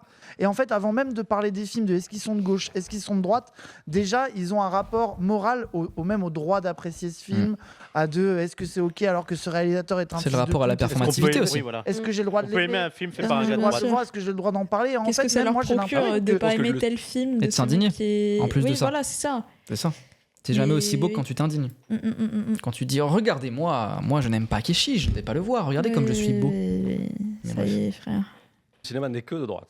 Oui, c'est ça. Oui, à mon avis, sûrement. On y reviendra peut-être. Il peut être que de droite. Le bon cinéma peut être que de droite. Le bon cinéma peut être que de droite. Là, c'est sa tech de fou furieux, il est complètement malade. Mais il la défend même pas. Donc... Oui, on verra, mais bref. Par ailleurs, j'ai l'impression que les gens, plutôt que de politiser réellement l'œuvre ou ce qu'il raconte, même en termes de comment c'est produit, qu'est-ce que le film montre, pourquoi il le montre, pourquoi des fois la question sociale, comment elle est euphémisée, comment elle est transformée. Bref, en fait, ça devient un jeu de quel film est un film que les gens de gauche aiment regarder. Est-ce que c'est, tu vois, Keshish, pour moi, ça cristallise tout. Et là, écoutez bien, je me demande bien de qui il parle. Je me demande de quelle affaire il parle qui s'est passée en janvier-février sur les réseaux. Ça veut dire qu'à un moment donné, le débat faut-il regarder les films de Keshish, faut-il en parler, est devenu plus important dans la question du cinéma que même de parler de pourquoi Keshish, ses films peuvent être de gauche, peuvent être vus comme ça, et pourquoi même ce qu'il est comme réalisateur, son rapport à ses acteurs a pu créer ça. Tu vois, il y a un truc, identitaire dans le rapport au cinéma. Et tu vois, Antoine, pourquoi même c'est un bon film? Pourquoi c'est un bon film? Il y a aussi ce débat-là. Qu'est-ce qui fait que c'est un bon film? Et là où tu vois que c'est une folie vraiment identitaire, c'est que Antoine Goya, qui est le plus grand défenseur de Keshish, tout le monde l'adore, mais du coup, d'autres gens de la critique ciné d'internet qui, eux, ont essayé d'avoir un regard critique sur Keshish, s'en prennent plein la gueule en mode tu l'attaques pas assez, par les mêmes personnes, parce que tu as un rapport schizophrène de Goya est tellement hégémonique qu'ils vont continuer à le défendre, alors que tu vois, et tu vois qu'il y a un truc qui... Du coup, peut-être je suis un fou total, mais il parle de moi, parce que je l'avais raconté, c'était au moment où j'ai fait l'émission de l'Azawa, pour ceux qui n'ont pas la rêve, du coup, j'ai pris une sauce de baiser pendant 2 mois sur Twitter qui a mêlé après à d'autres sauces et tout. Je me suis fait harceler de baiser par notamment d'autres créateuristes même. Voilà. Et il parle de ça en fait, parce que je lui ai raconté et tout. Et ces mêmes créateuristes vont sucer Goya dans les commentaires toute la journée, alors que c'est le plus grand défenseur sans aucune nuance. Voilà, merci. Putain, sans aucune nuance. Goya est en mode c'est le plus grand artiste de tous les temps et tous les artistes. Enfin, des fois, il peut être un peu plus nuancé, mais en tout cas, les clones qu'il va créer vont être comme ça. Et ces créateuristes ne vont rien lui dire. Et moi, par contre, ils ont bien appelé à me harceler. Tout le temps, bref, en tout cas, bref, on s'en fout. Peut-être que la VOD où j'en parle, c'était en début mars, c'est encore dispo sur la chaîne Twitch. N'hésitez pas à aller la voir. Mais je vous baise en tout cas. Moi, ce qui m'énerve, c'est que surtout, t'as fait ta vidéo de 45 minutes. On en parlait jusqu'à 4h du matin. En mode, ça, est-ce que c'est bien tourné? Je l'ai préparé cette vidéo-là sur Keshish, je la regrette pas. Je l'ai préparée pendant 2-3 jours à écrire et tout. Elle est totalement écrite. C'est une vidéo les plus écrites où je parle vraiment de l'affaire Keshish, le regard politique, blablabla. N'hésitez pas à aller voir sur ma chaîne. Et pour moi, t'es archi nuancé. On m'a dépeint comme le mec qui défend les violeurs, blablabla. C'est une dinguerie. Et par contre, Goya, il n'y a rien. Évidemment. Alors, mais du coup, pourquoi alors qu'il dit limite. Il dit pire, non, il dit pire. Enfin, pas grave que ce mec il viole, c'est pour bien nous sûr, faire. Mais il dit pire, pourquoi C'est un prof blanc, déjà. Et il a Mais il 100 a 000 son- abonnés. Voilà. Donc en fait, c'est pas. Tu vas moins prendre cher si tu craches sur la gueule de Bizarre 808, plus pour longtemps parce que je serai plus hégémonique qu'eux. Désolé. Mais que si tu craches sur Anton Goya. Mais oui, il y Voilà. avait grave de Mais bien sûr, les pincettes, mais c'est qui sont même pas des pincettes que j'écris pour pas choquer, qui sont vraiment des choses que je pense. La vidéo, je l'ai commencé à l'époque en disant, j'ai pas une posture vraiment affirmée. Je suis en mode, je Ouais, réfléchis c'est encore à ça. ce sujet-là. Je ne suis pas sûr. Il y a des choses, j'ai des questions plus que des réponses. Mais en tout cas, je vais affirmer ce qui se passe dans ma tête. Voilà. Et eux, ils se sont fait. Enfin bref, c'était une catastrophe. Bah, t'as eu plus de questions que de réponses dans la vidéo. Oui, quoi. voilà. Mais Contrairement à c'était d'autres intéressant de vidéos les poser, qui ces affirmaient juste questions, des trucs. Non, Plutôt mais que bien d'aller voir sûr. Marty Suprême. Mais bref, Bien sûr, bien sûr. voilà quoi. Je suis bien d'accord avec toi. En tout cas, de toute façon, vous connaissez mon avis sur le 99% du lore TikTok ciné. De toute façon, on fera une tier list dessus si vous faites des subs. Et on pourra bien cracher sur leur gueule à ces communicants qui seront plus là dans 2 ans quand ils verront que, contrairement à leur métier dans la com, leurs darons peuvent pas les placer. Ouais, C'est ça ma take sur eux. Mais bref. C'était des white femmes, les harceleuses, bah à votre avis. À votre avis. Ça peut être qui? Mais bref, je ne dirais pas non parce que de toute façon, Mm. c'est pas bien d'appeler au harcèlement, contrairement à elles qui ont pu le faire avec Ouz, le fils de pute. Alors, Identitaire, et en fait, Bref, non, rien. le sujet du cinéma n'est plus abordé. T'as plus qu'un rapport consommateur et puis moral et postural très. Et c'est pour ça que je pense que la génération politisée de gauche a un problème dans son rapport au cinéma et en fait parle assez peu de cinéma quoi. Ça parle d'anecdotes, de qui est problématique. Tu vois, Bah, ça en dit vrai, pareil. mais sur pause. Ouais. C'est ça qui est le plus dommage, c'est qu'au final, on n'a même pas parlé du film de Keshish, quoi. si, moi j'ai Genre, quand même, j'en ai parlé, mais non, j'avais pas toi, le choix t'en as que parlé, de. Mais je veux dire, ce qui s'est passé Ah, mais sur les personne réseaux, n'en a parlé. personne n'a parlé du film. Après, j'ai envie de te dire, bon, au pire, il y a toujours cette dynamique de oui, là maintenant, ce qui est bien, c'est que ça serait d'en parler maintenant, qu'il est disponible en téléchargement illégal. Quoi. Oui, bien sûr. Tu vois. Je suis d'accord. Mais oui, moi j'en ai quand même parlé. Après, j'en ai parlé en parlant de l'affaire, pas que par pincette, pas parce que je vois que le cinéma de manière politique et tout, parce que, en vrai, ça a un impact sur le film. Pour paraître comme tout doué pour ceux qui l'ont vu, il a été monté pendant 10 piges. Il y a eu 2 affaires entre temps. Il y a eu l'affaire de Intermezzo et il y a eu Bien l'affaire sûr. qu'il a accusé de viol. Évidemment que ça l'a influencé dans la manière dont il a pas monté, parce qu'il monte plus et puis il a fait son AVC, mais il a dirigé le montage de ses films. Bien sûr. Genre, Et c'est évident. le film parle aussi du second volet qu'on verra pas. Genre, donc c'est intéressant Bien de sûr. parler de ça. Oui, le fait de l'évincer, la petite sortie dans la boîte, Enfin, du bref, coup, c'est intéressant. Je savais que tu t'étais fait harceler, mais j'ai vu ta vidéo sur le Keshi, t'as pris tellement de temps pour aborder plein de sujets. C'est une... Non, mais vraiment, mais c'était fou. Après, en fait, le truc, c'est que ça a été un enchaînement. Je reparle vite fait parce qu'il y a des gens qui sont pas là souvent. Ça a commencé par ça, puis après une fois que j'étais dans le collimateur des gens, c'était quand j'ai fait mon top de Tsunami du siècle, j'étais un suceur de Begodo et Goya. Après quand j'ai fait l'émission avec Potatoes, Jean, Paf et tout, en fait on était trop normis, on parlait pas assez bien de cinéma. Après il y avait quoi, je sais plus, enfin en fait c'était tout et n'importe quoi et en vrai c'était chaud. raison pour que ça tombe sur ta gueule. C'était chaud et c'est pour ça qu'en février je faisais quasiment plus de stream. L'un des seuls streams que j'ai fait c'était la tier list du coup sur ce plateau avec Lazawa. Mais là maintenant on est relancé, ils sont passés à autre chose, tant mieux, et de toute façon ils ont qu'à venir, j'en ai rien à foutre, j'assume tout ce que je dis. Mais c'est quand même rigolo de faire les mêmes méthodes que Twitch gauchiste, et de se prétendre de gauche derrière. Bah, et Voilà, surtout quoi. quand tu fais autant de pipou derrière. Mais ça, Oui, c'est voilà. mon vrai Et surtout quand avis, c'est 99% de ton bref. contenu sur TikTok, c'est des collaborations commerciales. Alors, Ça dit, ça parle. Le débat sur Marty Suprême, c'est plus pourquoi ils sont séparés. Leur film, c'est mais en fait, des grands TikTok de débat sur l'affaire. Ça veut dire, est-ce que le producteur était au courant, pas au courant, tu vois. Il y a un truc, une pipolisation un peu du cinéma. Et c'est là où je me demande comment on fait pour faire rentrer de la vraie politique dans ces lecturages. Je sais pas ce que Oui, vous en on fait bizarre sans vide. Voilà, c'est ma solution. Non, mais en vrai, comment on fait ? Bah, on le fait quoi. Voilà, en fait, faut parler, faut écrire déjà. Bon, on va y venir, mais. Non, mais je Peut-être pense que je qu'effectivement, suis il y a fou, hein, malentendu aussi dans ce qu'on appelle politiser les œuvres. Politiser les œuvres ou la critique. C'est pas s'assurer de la conformité idéologique de tes œuvres ou Oui, c'est ça. plaquer une espèce de cahier des charges, tu sais, en fonction de la lutte qui serait adossée au film en question. Je pense que c'est des questions effectivement formelles, c'est des questions liées à la forme voilà. en tant que telle et pas notamment, enfin, pas seulement, comment dire, au contenu, au sens à ce que ça raconte, au thème. C'est pas des choses, c'est moins des choses qui sont liées à à l'histoire, au contenu qu'à de la forme du film. Et ça, c'est vrai que ça demande du coup un certain regard qui est un regard de critique et qui est pas seulement un regard de militant, par exemple. Ouais. Moi, sur ce qu'elle dit, je trouve que toi, tu t'ancres vraiment dans ça. Ah ouais. Tu vas aborder les films dont tu parles sous le prisme politique, mais sans faire de ce que tu Sans pourrais l'enfermer dans la avoir politique, de ton quoi. côté militant comme seule grille Ouais, de ouais, lecture, bien en sûr. fait. Bah, la preuve, sinon j'aimerais pas les Dumont, et j'aimerais pas plein de trucs de droite. Bien sûr. Ouais, je suis d'accord. Mais je trouve que c'est assez rare pour le noter, en vrai. et- Bah, merci. Voilà. Ça fait plaisir. Bah, voilà. Ça fait plaisir. Voilà. Ouais. Non, mais il faudrait qu'elle regarde mes vidéos. C'est vrai qu'il ferait Henri-Louise. Bah, allez, regarde. C'est ça la blague, c'est ça la Ah, ok, blague. t'attendais Ah là là. direct. Mais c'est intéressant. Bon, j'ai un peu hors sujet, mais oui, elle dit un peu qu'il y a le côté.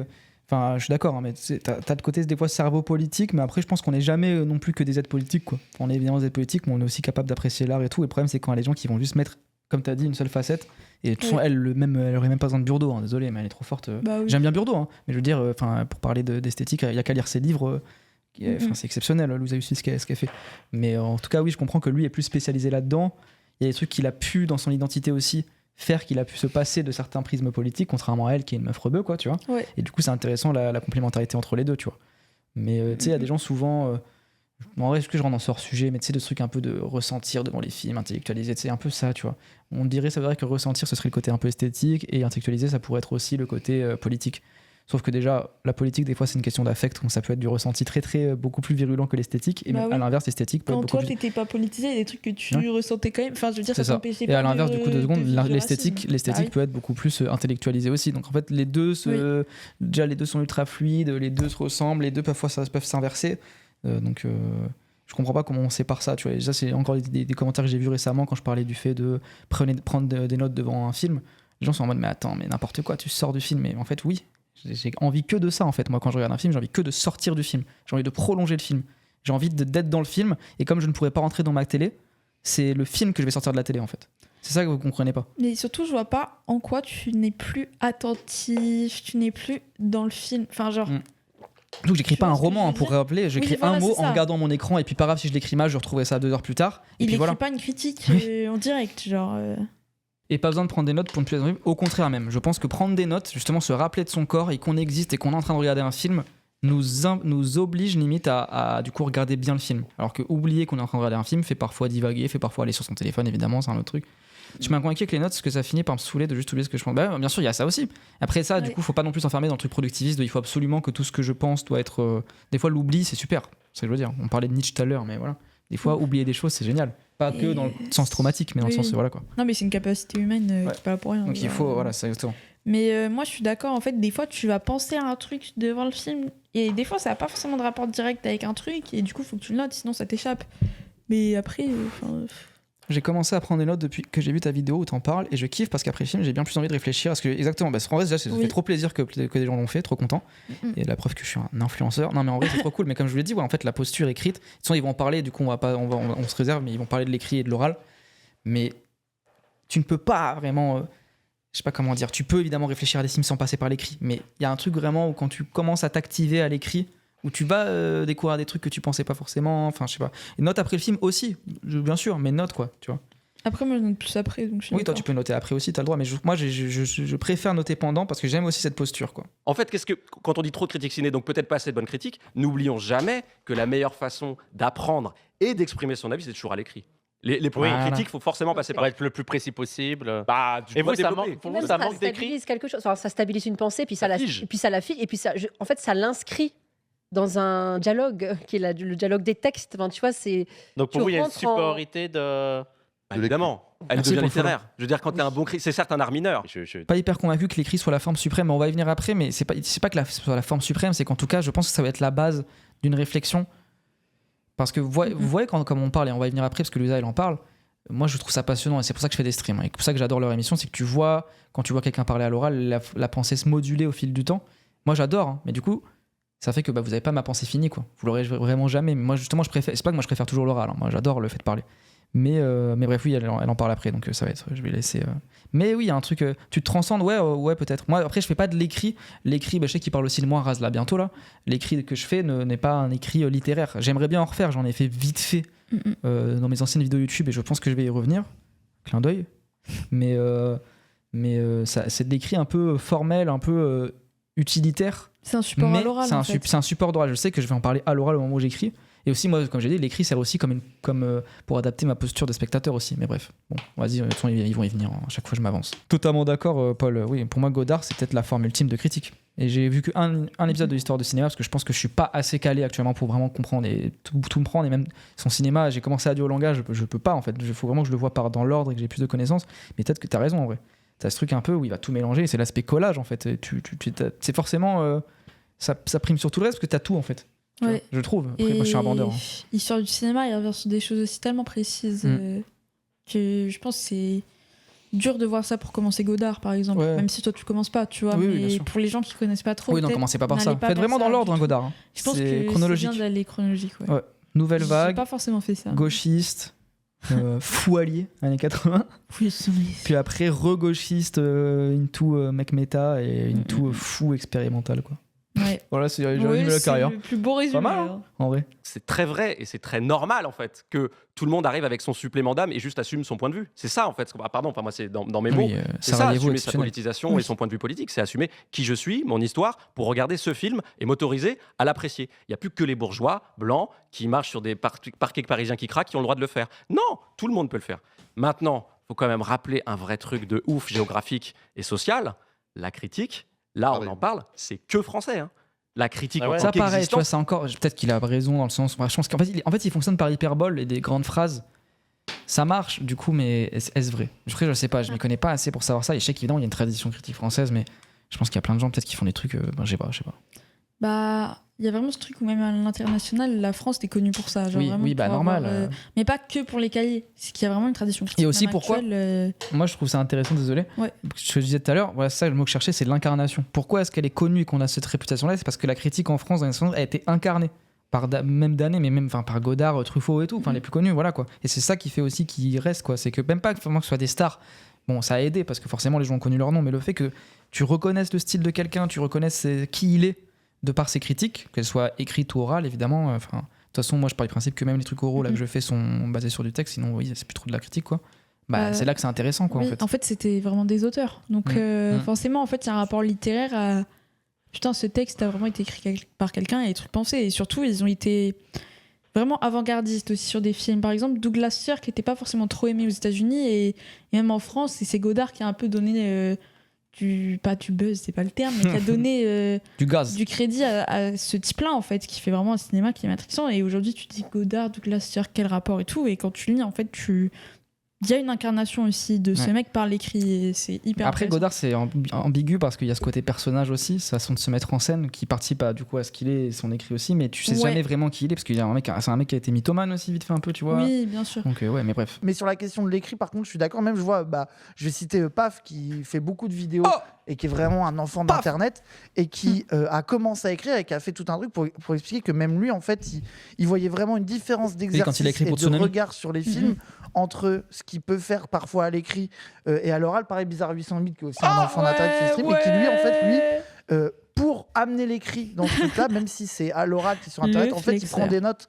en permanence. Et lui, sa manière un peu de sortir de l'oralité, du truc un peu bête, et ben en fait, il prend beaucoup de notes dont il sert pour créer Enfant l'oral. d'Internet. Mais du coup, l'écriture, c'est forcément pas sortir plus de vrai, soi. hein. C'est un moment, tu es Voilà, saisi c'est par ça. la transe de l'écriture et il Voilà, se passe c'est des ça. choses en plus de toi. Tu as un niveau de concentration. Le vrai aura farming moment, il vient après. Ne vous inquiétez pas.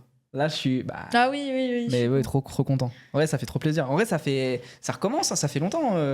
C'est grâce à ça qu'on s'est parlé au final, mais c'est depuis le mois de octobre-novembre qu'il avait commencé à me citer sans que je demande rien. J'étais trop heureux. C'est tellement le frérot. Et c'est là où je trouve que parfois il y a un peu de manque de formation sur la critique ciné. Et moi, j'en ai pas du tout. Hein.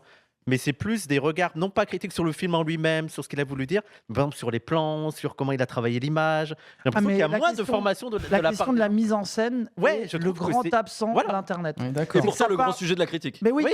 mais c'est ça. C'est Mais ça que que sur je- Internet, je sais ça pas. parle de. Je pense que c'est mon côté orgueilleux narcissique, mais j'ai l'impression d'être le seul. Ça me fait rire. Non, mais vraiment, quoi. Sur Twitch, en tout cas, vas-y, quoi. Bon, Paf, il en parle un peu, mais pas autant. Moi, je trouve que Paf, Henri, je lui en ai déjà parlé. Henri, il fait ce qu'il veut, il fait ce qu'il kiffe, mais je trouve que des fois, il se situe trop à côté du cinéma. Mais je sais que c'est parce que ça le passionne et que c'est un mec qui kiffe l'industrie aussi, et en vrai, voilà. Mais, je sais pas. Voilà. Donner des exemples. Samir, non, mais je parle vraiment de ma génération. Voilà, Les quoi. jeunes, Évidemment que Samir, il les en parle. jeunes, les petits. Bien sûr, Samir, c'est le GOAT. Oui, non mais. L'histoire du film, ça parle Parce que du tout le monde scénario. contourne la mise en scène. Voilà, c'est C'est ça. comme quand on contourne l'écriture. Tu Voilà, contournes les c'est deux ça. choses les plus difficiles et les plus exigeantes. Voilà, la mise en c'est scène ça. et l'écriture. Sauf que la mise en scène, tu la comprends quand tu écris dessus. C'est ça. Et surtout, si tu veux parler politiquement d'un film, te passer de la mise en scène qui est indéniablement l'un des sujets les plus intéressants pour critiquer politiquement un film, Bah, bien parce sûr, que parce que c'est sa tu forme. peux filmer un sujet de gauche, de droite, et tu peux filmer Exactement. de manière de gauche un sujet. Enfin bref. Tout est une question de point de vue. Oui, Le voilà, point de vue, c'est c'est ça. la façon de montrer les choses. Ouais. Enfin, la pratique de l'analyse, quand tu comprends, quelqu'un te montre, regarde là, comment il fait lui, comment il montre ça, comment elle montre ça, c'est là que tu comprends en fait. Tu débloques un truc, c'est comme Ouais. unlock des skills. Il a raison, quoi. et du coup, ça passe par la posture de spectateur et par les notes. Encore une fois, j'y reviens. Sans que ce soit par le truc archi classique qu'on te vend en école de ciné en mode ouais, ce plan va signifier voilà, en tel fait, il y a truc un et tel truc- truc. Le cinéma, il est multidimensionnel aussi, et tout ne se limite pas au plan, à la composition et même au montage. Il y a des trucs des fois un peu mystiques qui se produisent. Quand je parle de Rabat Hammersheimer, je sais que j'arrive même pas à mettre des mots dessus, c'est ça dont on parle, tu vois, je suis d'accord. Ouais. Tout se limite pas. L'analyse ne peut pas que être froide et Bien calquée sûr. sur une sorte de cahier des charges et de barème. En fait, il se passe des choses esthétiques, philosophiques, même des fois, même spirituelles au cinéma, quoi. Ouais. Je suis d'accord. N'importe quelle œuvre d'art, hein, mais oui. Mais sur du docu, c'est intéressant aussi. Ouais, j'imagine, bien sûr. Si tu fais que de l'analyse purement filmique en mode le nombre d'heures, ouais, bah voilà, mais en fait, c'est comme Durandal à l'époque, qui avait vraiment que sa grille de lecture d'étudiants en cinéma, en plus pas folle, et au final, ça crée pas forcément. On parlait avant que tu arrives, en fait, moi, je pense que ce qu'ils ont pas dit, mais quand même, ils l'ont dit sans le dire, moi, le propre de la critique, peu importe que ce soit écrit ou pas, la forme, c'est l'incarnation, en fait. C'est le côté qu'il faut qu'il y ait un point de vue assumé, qu'on ressente quelque chose quand on le lit, qui est pas forcément propre à l'individu, qui est pas forcément en mode il faut qu'on se reconnaisse que dans une critique, mais en tout cas, tu vois, genre on ressent qu'il y a quelqu'un derrière, quoi. Voilà, quoi. Mais ça passe par l'analyse aussi, même si elle n'est pas Oui, forcément oui. visible, Bah, tu elle est vois, prise- dans le dans rendu une critique, final. il y a de t'es l'analyse. obligé- Bien sûr. C'est au service Bien de la sûr. critique, quoi. C'est au service de la critique. L'intérêt de l'oral, on en parlait tout à l'heure, on va pouvoir approfondir. Non, mais peut-être pour réhabiliter un petit peu l'oral vis-à-vis de l'écrit, parce qu'on lui a beaucoup. On lui a fait un sort. Quand même, il y a un truc que permet l'oral que l'écrit ne. Et ça, c'est trop cool, c'est vraiment, j'avais cet échange avec elle, du coup, où j'avais dit, enfin, j'avais pas dit ça, mais en tout cas, on parlait de ça avec Luisa, je suis trop content, du coup, qu'en gros, elle parle de ça dans l'émission. Vraiment, c'est ce que je disais, moi, j'étais en mode, je suis trop content, parce que j'étais en mode, 2 jours avant, j'étais en mode, tu vas parler de quoi, tu penses, de l'émission? Elle fait, je sais pas trop, et je fais, c'est génial, parce que c'est ça Twitch, quoi. C'est ça Twitch, même quand c'est des formats plateaux. C'est le format où tu vois la pensée nette, mais bref, elle va mieux le dire que moi, parce qu'elle est trop forte. Ne peut pas. Voilà, peut-être pas condamne, mais enfin, voilà, rend plus difficile. Et c'est que. Justement, par rapport à cette question de la responsabilité, comme en fait, quand tu te mets à écrire, si tu as une idée, une intuition, tu sais que tu vas devoir aller au bout de cette intuition, tu vas devoir la démontrer, enfin, aller la creuser, etc. Tu vois. Et donc, tu peux faire sauter plein d'idées, tu vois, des petites intuitions comme ça, en disant, en fait, voilà, ça, je vais pas. Du coup, tu fais beaucoup de tri, quoi, avant d'écrire. Et du coup, un texte, il t'arrive quand la personne. En fait, est arrivé au bout d'un chemin. Donc, en fait, tu as un produit un peu fini de sa pensée. Tu vois, en tout cas, à une étape. Mais tu l'as pas vu en train de Tu penser. copies Louisa, en Je fait. copie Louisa, je m'excuse, voilà. Je suis désolé. Tu n'étais pas là au moment où il s'est posé toutes les questions, où il a trié des trucs, il dit en fait, non, tu sais quoi, j'ai pris ce chemin, finalement, non, c'est pas bon. Alors que l'oral, et notamment les émissions un peu influence et tout, mais même ce qu'on fait nous, par exemple, je trouve que la plus-value, quand même, c'est c'est comme si on était dans les coulisses d'une pensée en train de se faire, tu vois. Et du coup, effectivement, il y a beaucoup de choses qui sortent et en fait, qui finalement, t'as des pensées qui naissent et qui en fait sont des bulles d'eau quoi qui pètent en fait. Mais du coup, on les a vues, et en fait, non, ça donne rien. Et puis il y en a d'autres qui finalement qui finissent par donner quelque chose. Mais on peut plus facilement s'y livrer que si on sait que c'est, enfin tu vois, à l'oral, c'est parce que on essaie des chemins, tu vois, parce que c'est plus facile, c'est plus léger. On sait qu'on va pas devoir tout assumer, tu vois. Et du coup, je pense qu'il y a quelque chose quand même, il y a un truc un peu plus riche aussi. Je suis totalement d'accord. Et je trouve que c'est intéressant quand même. Ça donne à voir des trucs, le laboratoire, tu vois, le laboratoire de la C'est pensée exactement ce que je disais, ça, du coup. qui est en train de se faire. Et je pense que ça permettrait aussi, enfin, de penser ça permet probablement d'avoir un regard un peu plus, comment dire, indulgent, tolérant. Vis-à-vis de ce qui est en train de se passer C'est là que avec l'être humain, tous c'est quand ces- Louisa parle, quoi, parce qu'elle est trop forte, hein. Intellectuelle de fou, quoi. Enfin, avec tous ces influenceurs, entre guillemets, enfin, en tout cas, tous ces critiques YouTube, etc., c'est des gens qui sont en mouvement, c'est-à-dire c'est des gens qui essayent de penser, enfin, qui sont en train de penser des trucs et qui s'y exercent, etc., et que probablement... et l'aspect Twitch, du coup, parce que c'est aussi le cas, on peut dire, de voir une vidéo d'un mec de 20 minutes, mais l'aspect Twitch, l'aspect interaction, l'aspect que tu as le chat qui permet de rebondir, des fois te contredire, te mettre face à tes contradictions et tout, c'est ça qui est génial, quoi. Moi, je trouve ça exceptionnel, j'adore. Mais totalement d'accord. D'ailleurs, en vrai, ça serait intéressant, en vrai. Je viens de voir un film et je fais un stream d'1 heure ou 2 où on essaie de réfléchir dessus pour écrire un truc en live. Ça serait intéressant, tu vois. Ça serait pas mal. Mais bref, c'est un peu casse-gueule, mais pourquoi pas en vrai. Oui, ça J'aime bien la pensée de Louisa en mode pas forcément tout mettre à plat. En tout cas, c'est ouais, bien sûr. Ouais, je suis d'accord. Il y a l'oral, des choses il y a qui un doivent truc- rester floues. Ouais, il y a un truc qui t'échappe en plus, tu vois, tu sais pas ce que tu vas dire Des fois, après, t'es il n'y a pris, pas d'orga précise. C'est ce que je lui disais. Moi, je sais que j'ai un peu ça et d'autres gens peuvent l'avoir. Et des fois, c'est un défaut, mais des fois, c'est une qualité. C'est que la pensée, elle arrive comme ça. Et moi, je sais que des fois, je commence ma phrase, je sais pas forcément comment je vais la finir. Bon, des fois, c'est parce que je suis con, mais des fois, en vrai, c'est parce qu'aussi, j'essaie d'aller. Enfin, je vais vite en tout cas, quoi. Et je sais pas. Je sais pas ce que je voulais dire, mais en tout cas. Il y a un truc vif qui est intéressant en fait, même si tout n'est pas forcément bon à prod, que tes phrases sont pas forcément ultra structurées. Moi, je trouve que Puis t'as des moments dans un stream où t'arrives il y a une idée qui arrive, quoi. En fait, tu vois visuellement, comme si elle existait, tu vois l'idée arriver. Pour parler de moi, du coup, on va dire que je m'en empare et que des fois je dis de la merde, des fois je dis des trucs intéressants. Et après, comment elle se remodule, parce qu'en plus, ce qui est vraiment propre à Twitch, qui est intéressant, c'est le petit décalage de seulement 2 secondes avec le chat force à répéter. Et du coup, des fois, force à répéter la même phrase 2 fois, des fois, force à reformuler. Et reformuler, c'est intéressant aussi. Parce que tu te remets en question par rapport à ce que tu penses et tout. Enfin bref. La vidéo sur Toré, c'est ça aussi. Hein. Ouais, ma vidéo du coup sur la cinéphilie que je vous invite à voir. Je pense en vrai, là, je suis content. De mois de mars, j'ai sorti, je pense, mes 2 meilleures vidéos sur ma chaîne. Celle sur Uber Eats, parce que très personnelle et politisante, et qui, je pense, vulgarise pas mal et qui est très touchante aussi sur ça. Et celle sur le cinéma, pas le cinéma bourgeois, même si elle est bien, mais celle où je parle de la cinéphilie, où j'ai mis de Bégodeau sur la Minia. Vraiment, je suis très très fier de cette vidéo, enfin cet extrait stream, parce que j'avais adoré le faire. J'étais vraiment en manie autistique, mais c'est le plaisir en fait, c'est de faire des tunnels, quoi. Bref, vidéo Uber Eats, ça fait plaisir. Qu'au moins ces 4 années de malheur servent à ça. Non, il n'y a pas que du malheur, c'est ça qui est d'autant plus ambivalent, quoi. Nous, on peut se dire, ah, mais non, c'est pas ça. Mais en fait, non, moi, je trouve ça. Je veux dire qu'en fait, ils sont quand même en train d'essayer. Tu vois, tu peux te permettre plus de choses. Oui, puis en plus, il y a un certain courage de se montrer comme ça. C'est vrai. Enfin, tu sais, de se montrer à l'endroit d'une inexactitude, quoi. De trucs, en fait, je sais pas encore, mais vas-y, je vais essayer. L'apogée de ça, c'est quand je fais le compas des films, parce que je ne sais pas de quel film on parle.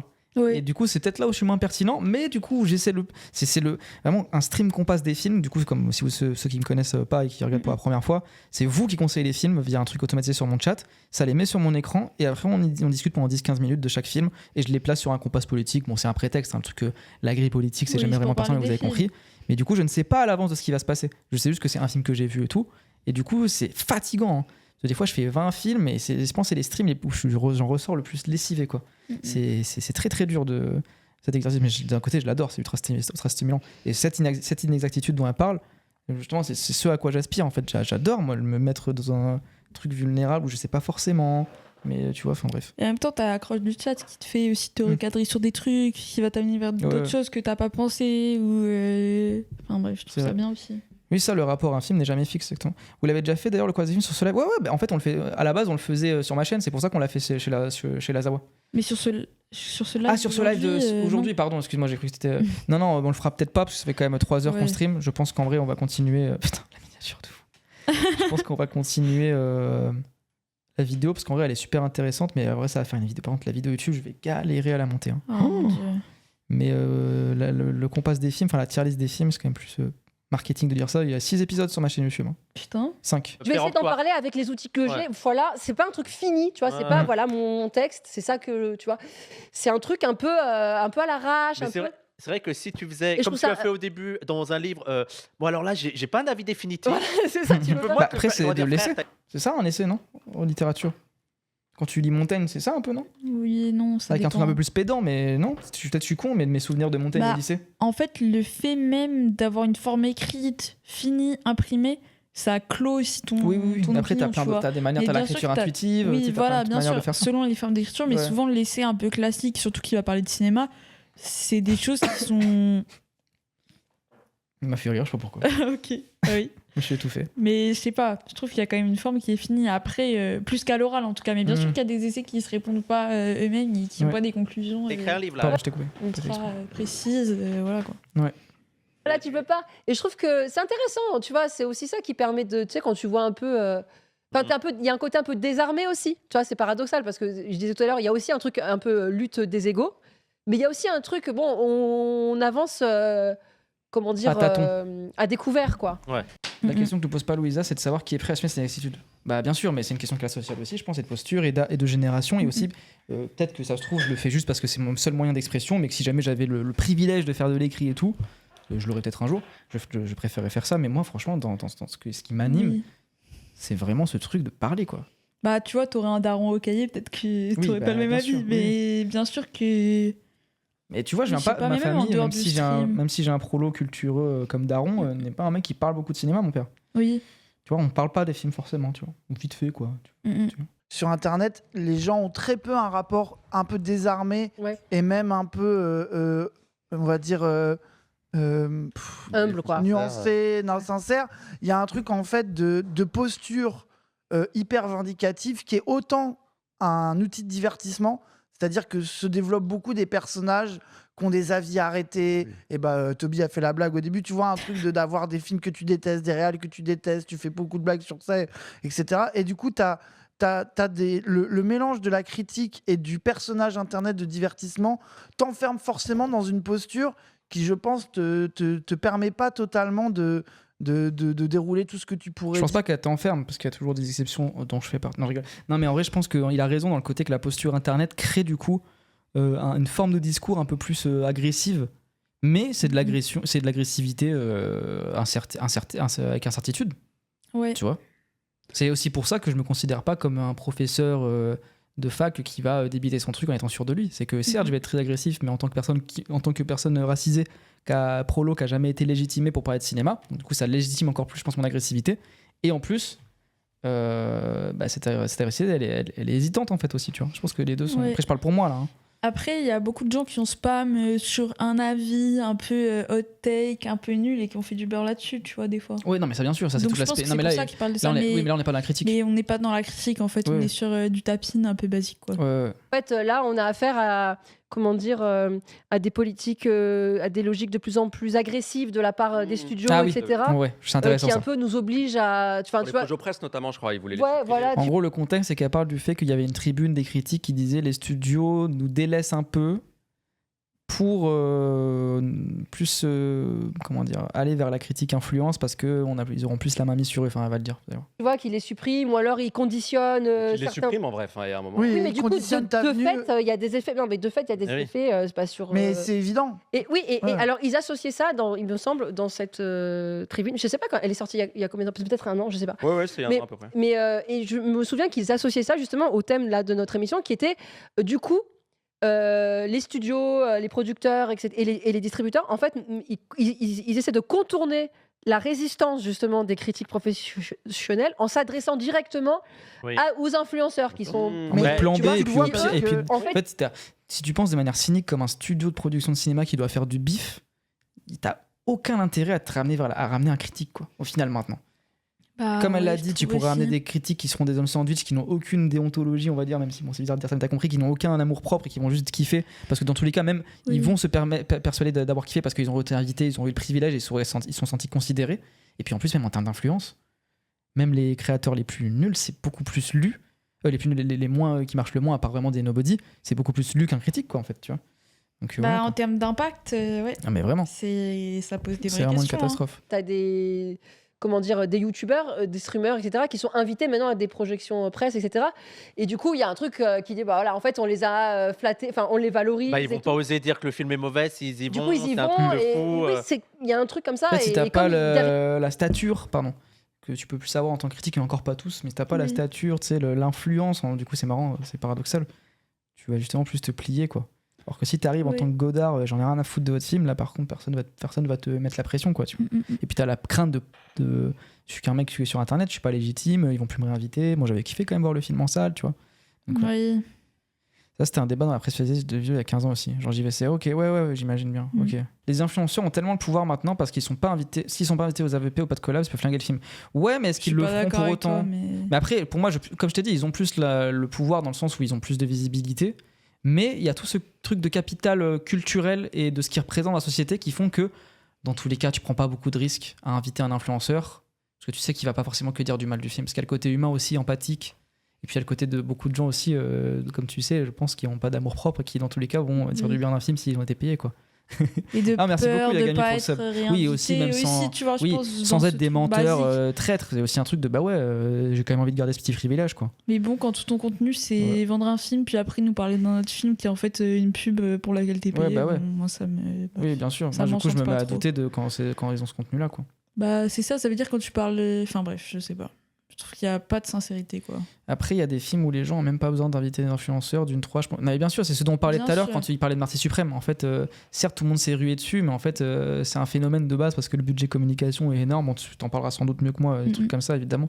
Mais en fait, il y a eu un tapage médiatique qui, derrière, en plus, a été amplifié. C'est trop dommage par les influenceurs. Ils auraient dû ne pas en parler. Ils auraient dû ne pas faire 3 stories dessus à l'avant-première. Putain, ils auraient jamais dû faire ça. Non, mais bref, ils auraient dû en parler de manière honnête. Après, s'ils l'ont aimé honnêtement, tant mieux. Mais je veux dire, En fait, tu Oui. travailles gratuitement comme agence de communication pour des grands studios qui, dans tous les cas, ont des moyens colossaux. Je veux dire, vas-y frère, donne ton temps à des petits trucs indépendants. Quoi. Pour derrière faire le gauchiste. Autant prendre un billet, bien sûr. Oui, pour derrière faire le pipou Moi, ça me- militant. Mais les impostures tomberont, ne vous Bellec, inquiétez hein. pas. S'il te plaît. Après, je pense pas que les influenceurs ont tant de poids à côté du marketing. Non, mais bien sûr. Ça reste des micro-influenceurs, quoi qu'il arrive. Quel est en vrai le seul influenceur qui en est vraiment un? Et encore, c'est un micro-influenceur, c'est Régis le Gorilla. Enfin, je sais pas, peut-être que le terme micro-influenceur est un truc vraiment précis, mais moi je le vois comme ça. Le mec, il a quoi, 300 000 abonnés, un truc comme ça? C'est énorme, surtout par rapport à nous. Attends, je parle comme Adrien Desnouettes à force de le regarder. Je m'insupporte. Attends, je mets mes jambes comme ça. C'est énorme. Mais c'est rien du tout. Je veux dire, ce n'est pas l'impact de, je sais pas moi, une Lena Situation, un truc comme ça, tu vois, ou même encore Ah plus oui. des influenceurs, des Kendall Jenner, des trucs comme ça qui peuvent vraiment limite influencer la cotation en bourse d'une entreprise parce qu'elle poste une photo avec une marque, tu vois. Oui. Donc c'est pas non plus. Comment telle robe on n'a va pas être tant un impact que ça, quelqu'un pendant 5 je ans, pense. bon. Voilà. Régis, c'est le plus gros en France, bah je pense, ouais. Oui. En vrai, il y a plus gros. En termes de talent, c'est moi, évidemment, mais en termes de chiffres, je sais pas. Non, mais je trouve vous maxez un peu le rôle des influenceurs ciné quand on voit le rôle des influenceurs, des gros influenceurs qui peuvent ramener une trend avec juste une photo à la con avec tel vêtement, genre bref. Je sais pas, mais Je suis d'accord. ce n'est pas si deep à mon avis. Oui, bien sûr. Sur YouTube, en termes de vues pures, ça se bat entre Régé et Victor B.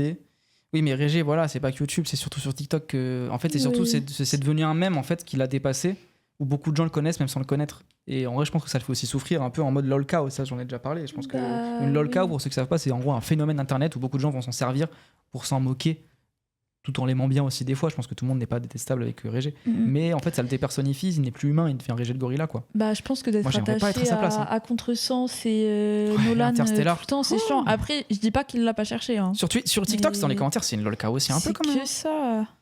Si, sur TikTok de fou, moi je trouve à chaque fois que je tombe dessus que ça le vanne. Bon, après.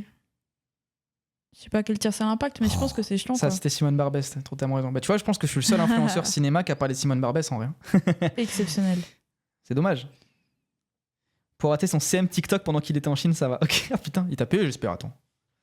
J'ai déjà vu des gens dans la rue parler de Régé. Ouais, bah écoute. Ouais, bref, oui, ça reste Régé, en tout cas le plus connu actuellement. Mais moi, je trouve qu'un film qui rate une ambition, c'est pas forcément un mauvais film. Tu vois ce que je veux dire? C'est-à-dire que. Oui, oui, bien Et c'est sûr. qu'il a essayé. Il y a Il des faut films- l'encourager. Mais non, c'est pas que pour ça.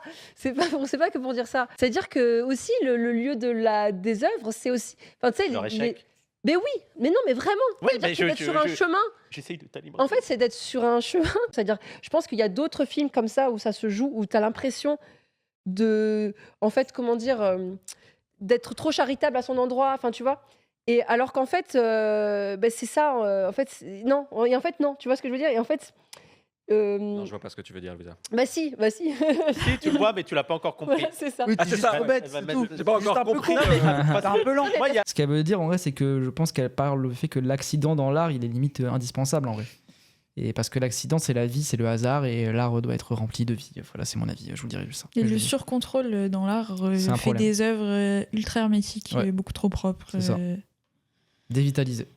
Il y a des œuvres. Attends, je termine là parce que là je suis dans ma transe. Non, mais il y a des œuvres, par exemple, je vais Et ça, faire. c'est l'oral qui l'inverse, permet ça, qui vous sont voyez. réussies, mais qui sont précisément parce qu'elles sont réussies, elles sont ratées. Je sais Voilà, pas comment le Kubrick. dire autrement que comme Bah, ça. donne des Elles sont exemples. parfaites. Donne des exemples. Mais non, Faut un exemple. Et ça, le culot, désolé, là, j'ai le hate. Donne des exemples. Tu me parlais d'un de tout à l'heure, t'as donné aucun exemple, et là, elle dit un truc ultra vrai en plus. Et désolé, ça m'énerve. C'est pas parce qu'elle a pas d'exemple. Ouais. Mais moi, je vous le dis, un exemple Kubrick, voilà, trop réussi. Fermé à la vie, ça reste un excellent cinéaste qui sait faire des plans de fou. Mais il n'y a rien dans ces Ouais. films. Voilà, je vous le dis, j'en ai rien à foutre. Il n'y a pas de vie dans ces films. Et moi, désolé, c'est mes goûts à moi. Quand il n'y a pas de vie dans un film, je n'en ai rien à branler. C'est pas les pires films, ça se regarde, mais Oui, ça te oui, bien glisse sûr. dessus en fait Bien sûr. après. Genre, On est d'accord. En vrai, peut-être que c'est encore une fois, je me branle tête, mais pourquoi est-ce qu'on aime aussi, nous, les films imparfaits? Parce que, on se considère et on se sait être imparfait.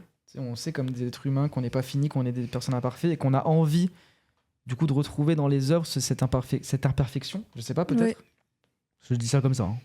ouais, je sais pas. Mais voilà. Eyes Wide Shut, c'est le seul qui me fait envie, il faut que je mate. Ouais. J'ai fait une dénouette, hein, j'ai fait exprès, hein, je vous ai troll. J'avais pas les jambes comme ça. Mais j'ai fait exprès de dire une grande phrase pour vous rage bait. Hein.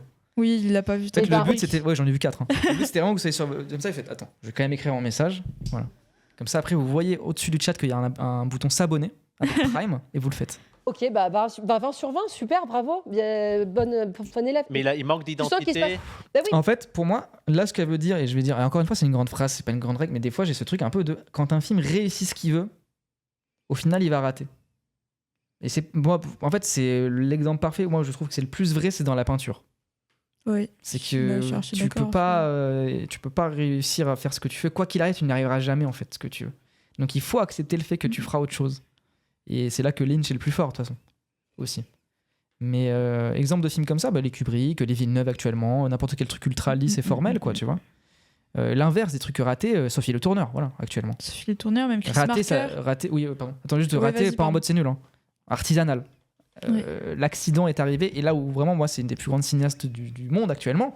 J'en parle, j'ai fait une vidéo essai sur elle il y a 4 ans ou 3 ans, je sais plus, à la sortie de Voyage en Italie, où du coup je dis, là où c'est une excellente artiste, et encore une fois on peut la rapprocher de Lynch qui d'ailleurs était un peintre, et elle vient des arts plastiques, comme par hasard, c'est que elle va, de par sa sensibilité, réussir à se mettre son tournage dans les conditions d'accepter la vie, et que forcément il va y avoir des hasards, parce que la fin de Voyage en Italie, pour ceux qui l'ont vu, elle est exceptionnelle, et elle dit tellement de choses méta par rapport à ce qu'est son cinéma. Et moi, j'ai vu la conférence, du coup, j'étais présent à l'avant-première de la Voyage en Italie à l'époque, en tant que spectateur, hein, pas en tant que presse, hein, je vous le dis.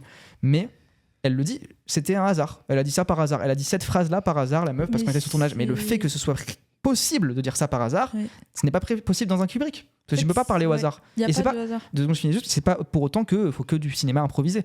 Jean Eustache, c'est exceptionnel. Pourtant, c'est à la virgule près. Mais c'est différent. Enfin, bref. Ouais, et surtout, le tourneur là-dessus, elle est trop forte. Mais même moi, je pense à Chris Marker dans Sans Soleil, qui considère le fait que son film ait pu être maudit comme. C'est ce qui va structurer tout son montage, toute la façon dont il va assembler ses images. Et il en parle en fait dans le film, il considère ça, tous les échecs qui ont mené à ce film-là. Et c'est tellement.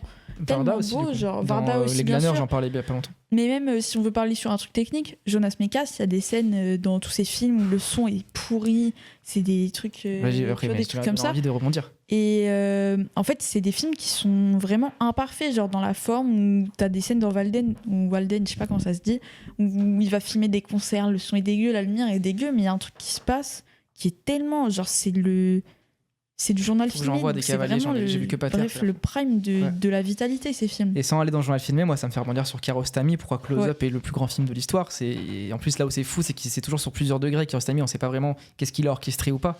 Mais la scène de fin de la rencontre entre le faux Mac Malbaf et le vrai, et le son coupe. Bon, en vrai c'est sûrement faux. Le son n'a pas coupé et voilà. Mais moi je vous jure, c'est vraiment le cliché du Randall. Hein. J'ai senti une larme sur ma joue quoi. Non mais j'ai vu ça. Et oh merci beaucoup Livo pour le sub. J'ai vu ça en plus, je l'ai vu quand j'ai vu il y a 2-3 ans Close Up, j'avais pas encore, ma cinéphilie est toujours en mouvement donc j'étais pas encore c'était mon premier Kiarostami mais je ne comprenais même pas ce que je venais de voir et ce qui se passait en moi, c'était exceptionnel. Et rien que d'en parler, j'ai des frissons. Mais d'après un fils de pute dans mes commentaires, j'aime pas le cinéma. Mais bref. Oui. Non mais je rigole. Mais après c'est pas raté, c'est pas que... non mais après c'est elle qui a dit raté mais moi je dirais pas raté, mais je dirais un truc d'accidentel, de hasard Et... la même truc dont on a parlé, du fait d'avancer avec incertitude quoi. Ça, c'est un truc des surréalistes aussi. Il Ouais. faut garder cet héritage, moi, je trouve, de hasard. Même par des pratiques, des fois, où tu as des pratiques où tu as l'impression que c'est ultra calculé par l'automatisme et tout, où tu vas avoir un truc ritualisé, pour au final mieux en sortir et essayer de capter des choses du hasard et les réintégrer dans l'œuvre. Moi, je trouve que c'est là qu'on a eu les plus beaux trucs. Vraiment, et le tourneur là-dessus, c'est. Bref. Elle est trop forte. Elle est trop forte. Il y a un sens où je comprends, mais l'autre, j'ai pas d'exemple des films qui ratent leurs intentions, mais qui du coup, c'est ce qu'on dit. Là, on parle de films qui ont raté. En tout cas, qui n'ont pas peur de rater et qui du coup peuvent dépasser le principe même de ce qu'ils doivent être quoi. En fait, qui sont pas dans un truc contre le fric de je vais refaire ce plan à l'exactitude parce que dans ma tête il est comme ça. Et du coup, c'est aussi un culte du réal qui est un peu nul aussi, moi je trouve. Ouais. Tu vois ce truc-là de Kubrick, le grand Un côté génie, photographe. le tyran. Moi, je serais toujours au plus cinéma que photo, même s'il y a de la photo exceptionnelle. Mais t'as capté. De toute façon, c'est un photographe à la base, Kubrick. Donc, comme quoi. Mais bref. Parfois, le fait Bah donc, d'avoir il est pas raté et d'être en décalage, mais non, parfois d'avoir raté, d'être en décalage, d'avoir fait un truc un peu dégueulasse, d'être un peu, tu vois, en fait, c'est ça qui fait la beauté du film. En fait, Mais le c'est- film Trop bon élève.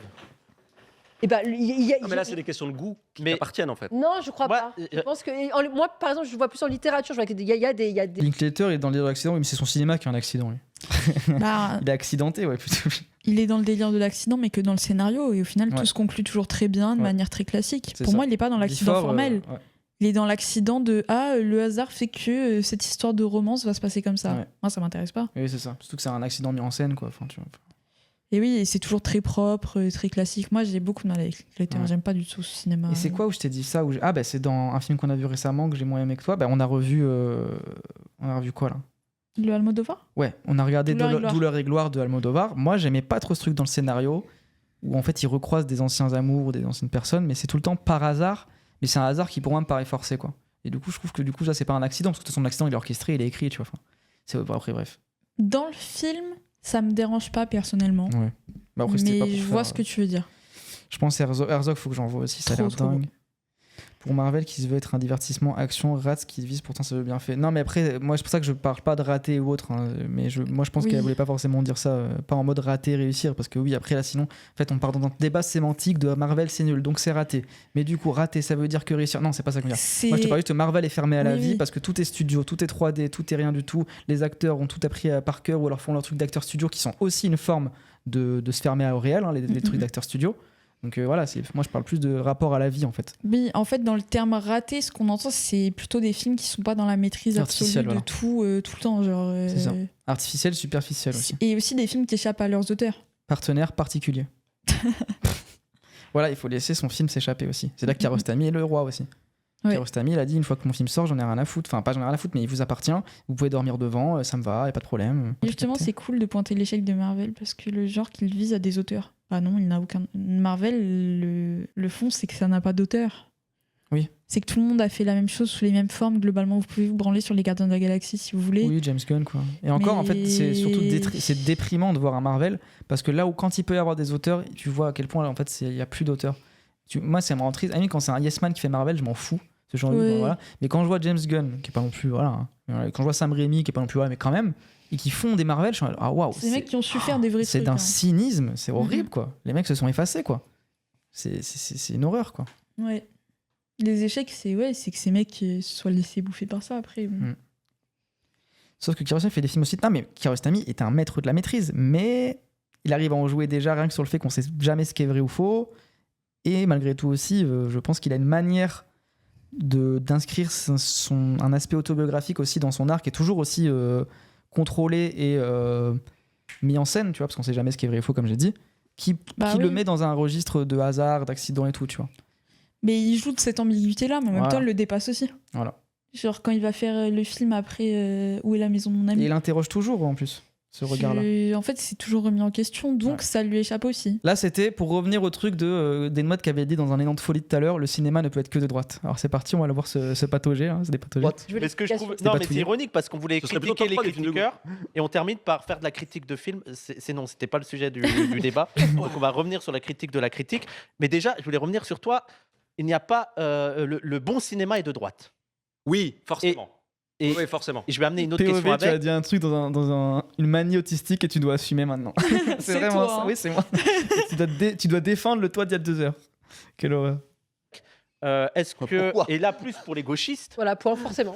ouais, et plus pour les gauchistes, est-ce que on n'a pas perdu, est-ce que il faut pas relégitimer le fait de apprécier un film quand bien même le message est Ça, c'est ultra de droite. on est tout à fait Je trouve d'accord. qu'il y a un blocage. Non, chez attention, il y a une différence entre un film qui est de droite parce qu'il a un sujet Oui, mais moi, ultra de Voilà, droite, on va c'est se Batman répéter, 2. on mal, est Voilà. au d'accord, mal hein. et un point de vue de droite, c'est Donc différent. on va faire Oui, mais une même un méthode. point de vue de droite. Alors, Mais on va vas-y. d'abord. Alors, Ok, c'est quoi vas-y. un film de droite Vas-y. déjà Alors, quand je dis que le cinéma ne peut être que de droite, Voilà, c'est qu'est-ce que tu entends le par cinéma, vraiment, je parle vraiment le cinéma au sens très très large, général, hein, grosse généralité. Ouais, grande salle. Depuis son origine et tout, on ne parle que de choses qui ont trait à la jalousie, à la vengeance, à des choses qu'on ne s'autoriserait pas dans la vraie vie, parce qu'en fait, on s'autorise au cinéma à être hors la loi sur des choses qu'on n'ose pas faire. Et je pense que toutes ces choses-là qui ont trait à la jalousie, Mais la vengeance... en quoi c'est de droite le côté bas instinct, le côté transgression, subversif, c'est pas que de droite? Bah, Ouais, et je suis pas d'accord avec lui. surtout, est-ce que c'est pas à cause d'une incapacité des structures de résoudre ces trucs-là? Genre, on parle tout le temps du vigilanté, de tout ça, Ouais. comme quoi c'est un truc de droite Oui, bah. qui est ultra excessif et punitif. Moi, je suis d'accord. Je suis d'accord que c'est de droite, je suis d'accord que c'est punitif. Mais est-ce que ces choses n'existent pas et sont pas aussi. Ça va pas matrixer autant de gens s'il y avait pas des solutions de justice intéressantes dans le vrai Ouais, ouais. monde, genre? Ouais. Moi, je pense que Je c'est pense des que questions c'est qu'on doit se c'est la poser, genre. structure qui crée, comment dire, qui ancre tous ces trucs-là dans un truc de droite, parce que, enfin, j'arrive pas à expliquer ce que je veux dire. Mais oui, Nietzsche par rapport à ça, putain. Il est trop intelligent pour moi, j'arrive pas à rebondir. Mais moi, ce que je voulais dire à la base, c'est que je trouve ça bizarre de dire l'art nous permet d'explorer des sujets qu'on n'assumerait pas forcément et qui sont un peu des sujets troubles et amoraux, donc forcément c'est de droite. Pourquoi la moralité serait forcément à la droite? Je comprends pas. Moi, c'est pas ça, la droite. Justement, la droite, c'est la bonne figure, c'est la bonne posture. Je sais pas. Bah oui. Moi, peut-être que je suis con et je comprends à l'envers. Hein. Je Moi, sais pas. j'avoue, j'ai du mal à le suivre. Mais Ouais. bon. Se venger, espionner, tout ça, tout ce qui fait en fait la matière des drames, des comédies et tout ça. Non, mais Évidemment, encore une fois, il n'y a pas que des drames et des comédies. En fait, là, il exclut tout le documentaire, il exclut tout le naturalisme. Pourtant, il a quand même cité Piala. Enfin, Ouais. je comprends pas. ça s'appuie sur un substrat qui est celui de l'Ancien Testament, œil pour œil, dent pour dent. Et donc, il a ce truc-là. Mais si, le cinéma Il a va cité puiser dans l'Ancien l'Ancien Testament. Non, mais Testament. là, il se branle, hein, désolé. C'est Et- là que certains vont dire que Vas-y, Bac pardon. Nord est un bon film d'action. D'accord, ça c'est une fraude. Et même après, ils vont citer Lajli en disant que c'est un bon film et que c'est un film de gauche. Mais bref, bon, ça... on avait déjà eu ce débat vite fait avec Raz avant l'émission quand on était au café. Et je suis totalement. Pour moi, c'est la même chose que la haine en fait. Mais ouais. Et je sais pas, en fait, sur le truc de vengeance, mais moi, j'aimerais bien faire un vrai truc, travailler là-dessus, tu vois, sur le vengeance et sur la vengeance, sur tout ça. Mais en fait, moi, je trouve que c'est trop facile de dire, ouais, c'est juste de droite, c'est des affects. Voilà, vu qu'on n'ose pas les faire, on les regarde au cinéma. Il y a un truc un peu libidinal de les regarder, de s'imaginer réaliser ça. Moi, je trouve que c'est tellement réducteur. À Surtout, nouveau, on c'est parle un pas peu- des c'est films. même genre. c'est un côté. C'est même pas de droite, il y a un côté vitaliste là-dedans. D'accepter Bah que oui. dans la vie, il y a toutes ces choses-là. Je sais pas. Oui, Il y a même peut-être presque un si, côté émancipateur dans le cinéma en final. Donc le cinéma ne peut être que de gauche, on pourrait dire aussi. Enfin, je sais pas, je comprends pas. Mais ouais. Moi, là où j'aurais pu le défendre, c'est sur le côté industriel. Le cinéma doit être lucratif à la base, donc forcément, puis il y a un côté machine et tout. Mais après, en fait, c'est toujours violent. D'un côté, c'est un truc collectif, donc il crée des rencontres, il crée de l'humain. On crée de l'humain tout à fait calibré dans un modèle qui est de droite parce que les industries et tout. Mais voilà. Burdo a sorti une vidéo sur son Substack aujourd'hui. IMO 100%, le titre est une réponse à la connerie qu'Adrien a dit dans ce live. Ah ouais, c'était quoi? C'est quoi le titre? Je suis Je suis curieuse. curieux, moi. Je te conseille La prison du viol, horrible site français si tu veux un seul Ouais. film de vengeance. Ok. Bah, sur le Rape toi, and tu veux Revenge, faire un- tu veux parler nouveau un truc genre comme ça qu'on découvre, c'est plutôt de gauche. Non, moi je suis pas forcément d'accord. Ouais, moi non plus. Pas du d'accord. tout. Du tout. Et pourtant, Tu vas faire une vidéo dessus? j'adore ça, mais je pense que je vais Tu faire vas faire une une vidéo vidéo dessus, tu vas faire une vidéo dessus. Pourtant, ça matrix, mais je suis pas d'accord avec vous. T'inquiète. Dès que tu arrives dans le peux Nouveau te vendre- Testament et tendre l'autre joue, ça fait pas du bon Juste là, cinéma. j'ai demandé à ma daronne, là, vu qu'elle vient samedi, de me ramener mon fond vert de l'époque, là. Pour pouvoir refaire des vidéos de fou, là. Ah ouais. Là, vous avez peut-être pas prêt, Ça va là, bien coller. pas le côté fiction, mais je vais refaire des vidéos, je pense, écrites, entre guillemets. Bref, ça va être fou. Et je parlais du Rape and Revenge, comme quoi c'était pas un style de gauche par essence. Et surtout, les gens découvrent ça depuis 1 an ou 2, et c'est des choses qui sont très très anciennes, et même qui ont un ancrage littéraire vraiment très très daté. Bref. Non, on va pas regarder, On va pas sinon, regarder. ça va mais être un truc Qu'est-ce sans qui fin. me matrix?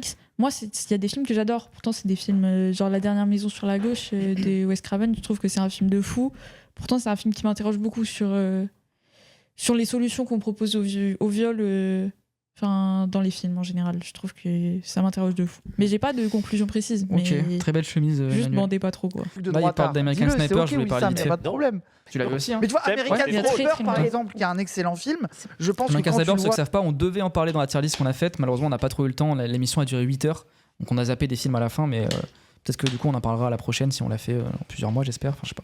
Ça a beau être une idéologie de droite pour défendre oui. les États-Unis, je pense, moi, quand je regarde le film, je ne vois qu'un film sur l'impérialisme et la dégénérescence des États-Unis. Mais est-ce Donc, que en t'as fait, pas c'est là été la mort captivé de par le l'auteur. film? Oui, le film Voilà, est le exceptionnel, film, et en plus, Trop fort pour t'attirer pendant 2 heures, tu regardes. oui, et en plus, il croit faire un film à l'ode des États-Unis tout en les critiquant un peu, mais tu vois ce film, tu en ressors anti-impérialiste, c'est obligé. Mais parce qu'on en est conscient de ça, American Et Sniper. là, je suis pas d'accord. 2 secondes, je suis juste enlever j'arrête d'être critique professionnel. Ouais, c'est bon. Lâche ce roleplay s'il te plaît. J'arrête d'être critique. Je vais redevenir un gueux d'internet. Non, mais moi, je suis pas d'accord. Avec Raz, oui, pour moi, c'est plus son cerveau, pas politique, mais en tout cas, c'est lui en tant que spectateur qui projette le fait qu'il voit un truc anti-impérialiste. Je suis désolé, je pense qu'un droitard voit American Sniper, il adore. Parce que Oui. c'est un film pro-US. Et là où il dit que. Attends, on va laisser finir, mais il dit que Eastwood est conscient de ça. Et donc- moi, Complètement désenchanté, mais bien sûr que si. je pense que je suis d'accord avec toi, mais les Moi, je suis pas d'accord quand je vois American. Je l'ai vu il y a pas longtemps, du coup, American Sniper. Ouais. Vraiment, à aucun moment, il critique le fait. Tu peux le voir du coup en tant que gauchiste, c'est parfait. Je l'ai un peu vu comme ça aussi. Mais quand même, tu vois surtout un mec qui est désabusé. Tu vois pas un mec qui se fait embobiner par un État impérialiste et de contrôle et qui du coup irait à la guerre et il en sortirait qu'avec des traumas et cette guerre n'est pas légitime et en plus il apprend ça. Enfin, je dis pas que c'est ce qu'il faudrait. Hein. Moi justement, j'adore American Sniper, je trouve que c'est un excellent film. Mais actuellement, tu vois un mec un peu perdu, mais ça va, c'est pas non plus le mec le plus manipulable, qui finit par arriver à la guerre parce qu'elle est légitime, parce que le 11 septembre, si je dis pas de conneries, ou c'était quoi? Ou c'était avant?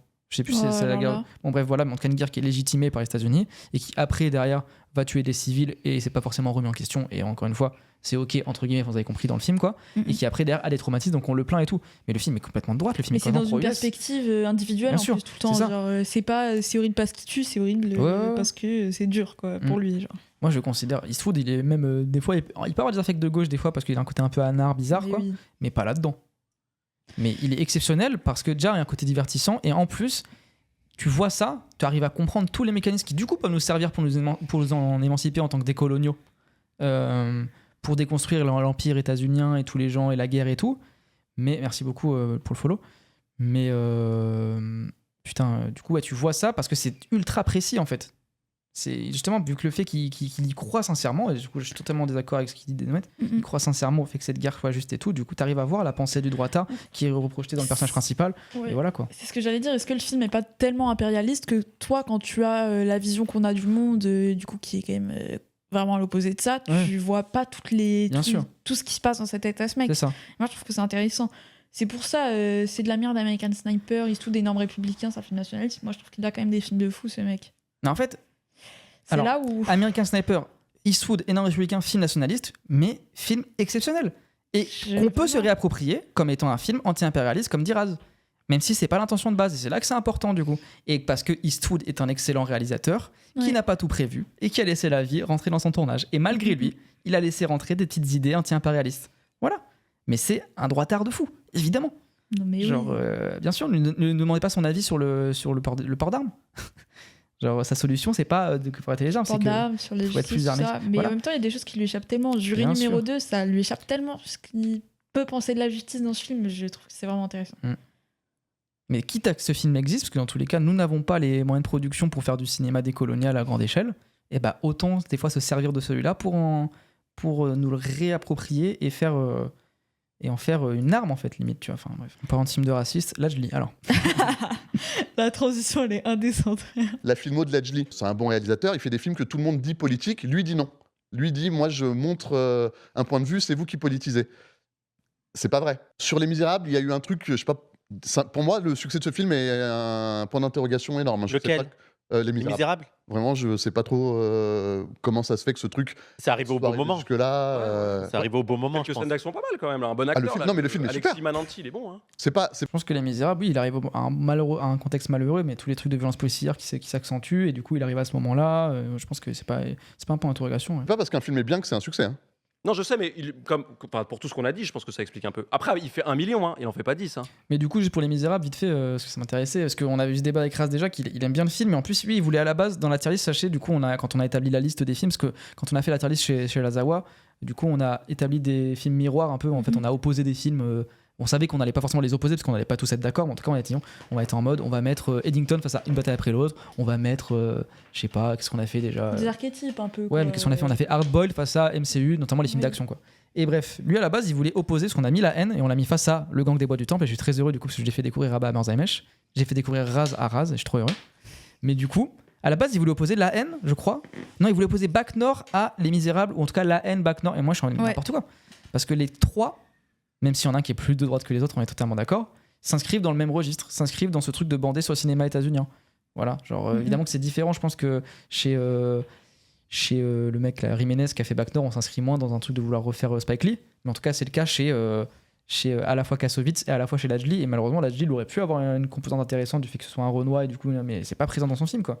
Et moi pour la haine, en fait Les Misérables c'est la même chose que la haine quoi. Enfin, Oui, je suis d'accord. pareil en plus, avec un peu plus de nuances peut-être quoi, mais en fait oubliez pas quand même que ça repose encore une fois sur une violence policière accidentelle, même si à la fin il y a un peu le doute de je sais qu'en fait on n'appuie pas si facilement, mais n'empêche que la police n'est pas forcément dépeinte trop comme elle l'est actuellement en fait. Elle est pas héroïfiée, mais en tout cas elle est rendue sympathique quoi, même si on montre ses défauts et puis elle est mise à mal et tout. Mais n'empêche qu'on est avec eux. Parce que là, c'est un film politique. En plus, j'avais dit que c'est pas politique, Ledgely et tout. Oui. Est-ce un si bon projet d'humaniser des flics politiquement? Si tu fais des films politiques, parce que lui, il vient de là, hein, il vient du docu. Il y a cette photo très connue de lui où il a l'appareil photo comme un flingue et tout. Et surtout quand les. T'as raté là. Mais pas raté dans De un quoi sens. Il a raté, mais pas dans un sens ouais. d'accident. Et surtout quand les seuls. Enfin, sur l'humanisation des flics, ce qui est un problème, c'est quand les seuls que tu arrives à un petit peu humaniser, c'est que des très très jeunes. Ouais. Donc il y a une figure où en fait. Politiquement, c'est trop facile en fait. Ça, déjà, c'est encore Bégodeau, mais c'est lui qui Ouais, avait raison. il disait ça, Il je aurait me dû se souviens. poser avec les. Il aurait dû faire le film du point de vue des frères musulmans.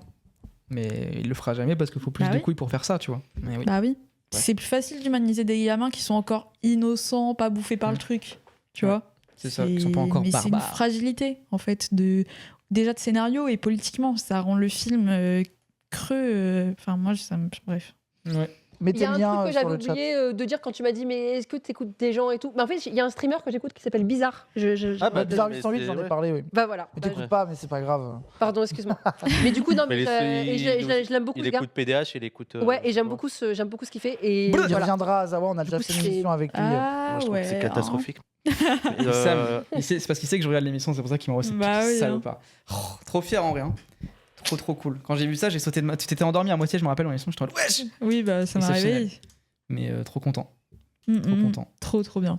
Trop stylé. Je pense que ça l'invitera, ou inversement, Louisa. En vrai, c'était un truc qui devait se faire depuis longtemps, vite fait. Elle m'avait proposé, comme je l'avais déjà dit en stream, qu'on parle de cinéma déjà en mois de novembre dernier, mais ça s'était jamais fait.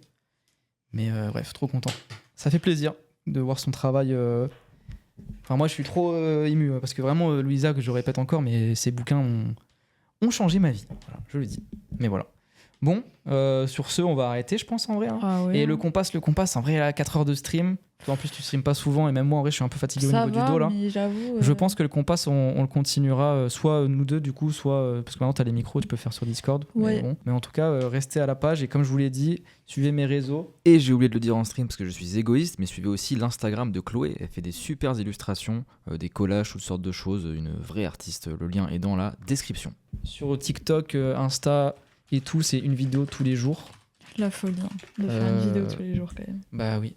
Bon, ça se voit que je deviens fou. Non, je rigole. Et sur YouTube, maintenant, c'est 3 vidéos par semaine, donc des longues vidéos. Ce stream-là, du coup, il a duré 4 heures. Je sais pas comment je vais faire. En vrai, Je suis désolée. dites-moi hein. honnêtement. Non, mais moi, je vais trop kiffer. Mais dites-moi, en vrai, si je sors la vidéo, enfin, je vais la monter quand même, mais si je la sors et qu'elle dure 2h40, 3h30, c'est. Ça vous va? Je pense. Est-ce que ça fait des vues ou pas? Parce que j'ai quand même envie d'avoir la monétisation. Ouais.